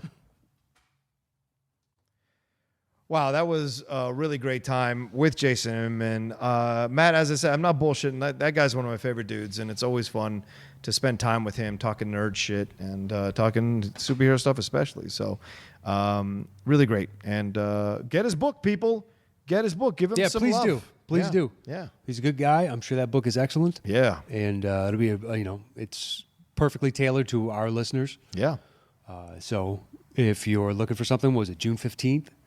Yeah, I think so. Yeah, pick it up anywhere that you can on June 15th or pre-order it right now. Pre-order Let's get right him now. to number 1 Yeah. overall. Why not? Yeah. Now we're going to do our shout-outs. Time for the Patreon shout out. It is. We're doing this now because why not? Yeah. We said, screw it. Let's get this out for the people. Yeah. And if you want to hear your name, you donate at $5 and above at patreon.com/the top 10 with the number 10. And once a month, we give a shout out to every person that donates at $5 and up as a thank you from us, saying we appreciate everything that you give us. And do you want to start or you want me to start? Yeah, sure. Let's do it. AJ Barrera. Aaron Carroll. Abby Lugo. Adelardo Fuente. Alan Bennett. Alec Donnelly. Alec Musuel. Alex Ramsey. Hey, Ramsey. Alexander Marzonia. Aaliyah Moore. Ahmed Ali. Andreas Kronstad. Andre Constantinescu. Andres Mendoza. Andrew Herbs. Andrew Hayes. Andrew Marker. Andrew Nally. Andrew O'Day. Andy Ortiz. Andy Tan. Angela Dashner. Anthony Casanova. Anthony George. April Rybacki. Asa Denning. Ashley Prowls. AZ Badfish. Martin Tuttle. Bar Shamrick. Or Marlin Tuttle. Sure. Ben Quirk. Ben Archambault. Ben Cartwright. Bernie Knapp. Blake Jensen. Brandon Caridi. Brandon Marsalis Summers. Brian Akins. Brian Saferni. Cameron Belgrade. Charlie McKenna. Chelsea Lewis. Chris Cabrera. Chris Consiglio. Chris Jones. Chris Judge. Chris Lemke. Christopher McIntyre. Christos Alexakos. Hey, shout out to him for compiling this list for us. Clay Williams. Cody Seal. Cody Markham. Dale Varley. Dan Culbertson. Dan Nye. Dan Petraglia. Dan Somerville. Daniel Dens Moosley. Danielle Kelly. Darren Bush. David Gregson. David Mitchell Baker. Deborah Torres. Hey, Deborah. Dylan Steiner. DJ Red Hot Cox. Hello. Drake Fromsdorf. Hey, man. If that's what you want to be called. I'm all for it. Whatever works. Ruins. Dwayne Joseph Burke. What up, Dwayne? Dylan Bueller Dempsey. Dylan Yoon. Ed Buzzkirk. Edward Dobbins. Elijah York. Alice Menchaca. Eric Bloor. Eric Bouchard. Eric VT. Eric Grebner. Evan Zoller. Frank Montoya. Gareth Weldon. George Menchaca. And Giancarlo Simonetta. Gracia Romero. Houston Bodley. Ian Horner. Ian Brick. Beltran Lopez. Jacob Pullen. James Appleby. James Leggett. James Winstead. Janvia Canizar. Jason Bradshaw. Jason Liao. Jason Taylor. Jeff Knutson. Jeff Peters. Jeff Saliba. Jen Kemp. Jeremy Metz. Jeremy. JLC or JIC 317. Jim Payne. Joe HY. Joe Farrelly. Joe Ibarra. Joe McPhee. Joey Anthony. Johannes Schmidt. John Dowse. John Holloway. John Keefe. Jonas Marin. Jonathan Chase. Jonathan Peck. Jordan Wiltshire. Joseph Burtwhistle. Joseph Viola. Josh Lawrence. Josh Mabry. Josh Murphy. Josh Sachs. Joshua William. Joshua Wynn. Juan Reyes. Johanna Lenavirta. Well done. Julian Key. Catherine Samuels. Keith Archer. Ken Reels. Kevin Fuss. Kevin Shaw. K. Hillis 72. K. Hill 72. Kim Laheef. Kristen Smith. Christia Veselchik. Christian Lundgaard Kjoller. Kyle Lopez. Kyle Spann. Laura Deverson. Lawrence Witt. Louis Berringen. Lindsay Toll. Luke Larson. Mackenzie Horner. Magali Dorr. Marcel Berman. Mark Menchaca. Oh, Matt Chipping. Matt Hall. Matt Hannigan. Matt Yund. Matthew Hassel. Matthew Lee Cravens. Matthew Picardat. Maurice Robinson. Megan Bjerk. MF Doom. Michael McDade. Michael Schmier. Mike Barrington. Mike Shea. Hey, Mitchell Bearhell. There it is. Nathan Leonard. Nathan Williams. Niall Blackie. Nick Dornoff. Nick White. Nicholas Smith. Nizar Alabasi. Noel Kelleher. Pat Bofamonte. Patrick Campbell. What's up, PJ? Patrick Zamora. Peter Bellin. Peter Ross. Phil Morissette. Phil Neglia. Philip Renshaw. Philip Lane. Rachel Silvestrini. Ravi Prasad. Reagan Lovig. Rice Seaborn. Ricky Rivers. Rob Harris. Robert Haley. Rodrigo Valverde III. Roque Orellana. Ruben Enriquez. Ryan M. Brandos. Ryan McKenna. Ryan Nem. Sam Bateman. Seamus Braytag. Sean Naughton. Sean Scott. Seth Shearer. Shane Noble. Simon Brouillard. Simon Skio Thompson. Spencer Freightway. Steve Schluckabeyer. Sujayanth Fernando. The Blast from Our Past podcast. The Cinephiles. Hey, thank you, Steve. Thomas Price. Thomas Streeton. Thorsten Almbuehler. Tim Begg. Tim Franco. Timothy Berg. Timothy R. Williams. Tyler Spots. Wayne Murphy. Wiley Todd. Will Morse. Finally, Zach Butts. Zach Butts. Our thanks to all of you that support us on Patreon. Yeah, thank you. Would not be here without you. We would not be doing these live dates or have T-shirts for people if you guys hadn't said, please, we'd like to help out as any way we can. So this is our thanks to you. At $5 and above, you can get your name shouted out by us. Go to patreon.com/the top 10 with the number 10 and take care of that there. And as a Patreon exclusive next month, we're not sure exactly when, but at some point, the second Chicago show will be going up for Patreon only. Yep. We're not sure what the tier will be because right now the classic episodes go up, and that's for $10 and above. I guess it makes sense to maybe keep it at that. Yeah, sure. All right. I'm down with that. All right, so at the $10 and above then level, you'll get first access to the second Chicago show before we put that out for the rest of the world. We have no idea when that will be. Yeah, no, we don't. We're trying to figure out. We're planning it to kind of, and so this maybe is your motivation that if you want to you want to listen to the show ahead of time, everybody else, donate at the $10 level and you'll get the show. Yeah. Do it now because we're going to put it up soon in the next few weeks. We don't know exactly when, but certainly it's in the plans to put it up soon. And trust me, this is the show. As fun as the first show was, this is the show where everything went off the rails, and you got to listen to it because it's a lot of fun. Yeah. It's a good one. Eventually, we'll more than likely put it out on the main feed. Of course. But when that is, we don't have the slightest idea because we've already mapped out the next like 4 or 5 months of shows and reaching out to guests and all that jazz. And please, when we have a guest on, we already asked you, to retweet us or give us a comment or whatever you can. It's nice when a guest is on and you guys let them know if you enjoyed them on the show, which I'm sure Inman will be once again like he was the last time. But please let them know. It's always good for us to reach out to other people because then they can ask, oh, is that show any good? And be like, it's great, and the fans are fantastic, and it's a good environment all around. Yeah. We appreciate it. And please, if you could keep retweeting us and posting on Facebook and doing all that you can, because back on our own again. Yes. We've got to build up what we had all along. Yeah. And slowly but surely, we still get those tweets. I forgot that you guys moved or whatnot. We all have lives. So thank you for downloading and listening to the show. And if you could help us by, once again, retweeting, or if you want to leave a comment on wherever you get your podcast, we'd thoroughly appreciate that. Yeah. Whatever you can do to help us spread the word of the show, we can't thank you enough for. And I think that's about it for me. The live shows. So there are 3 Facebook groups officially up. Yep. And it's facebook.com/groups/ that's the same every time. Mm-hmm. And then it's Top 10 Texas. It's either going to be Houston or San Antonio. Top 10 Toronto and Top 10 NYC. There you go. And so the people that are in the main group and you think you would go to one of those shows, please just join the group because eventually we have to put a post up of, all right, what's the actual head count at? Who's coming? How many tickets are we talking about? Because emails, we've gotten a nice number for Houston and for Toronto. Yeah. And keep those coming, please. If you want to come to the show and you haven't reached out yet, you can do it at the Top 10 Live with the number 10, the Top 10 Live at Gmail. Put in the subject, the city, and in the body, how many can come with you. If it's just you, great. Yeah. If it's you plus, Hasso said he's bringing 10 people to Houston. He's like, nice. Yeah, put me down for 10 tickets. Like, no problem, bro. Nice. So hit us up there or join one of the Facebook groups, and then we can get a firm idea as to what the head count can be, and then we can start looking at potential locations. But it comes down to all you got to do is send us an email or join one of the groups on Facebook. Yep. So it takes care of all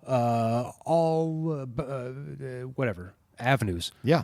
So please do one of those 2 things, and that's it, I guess, as of right now. That's all, man. It's fantastic.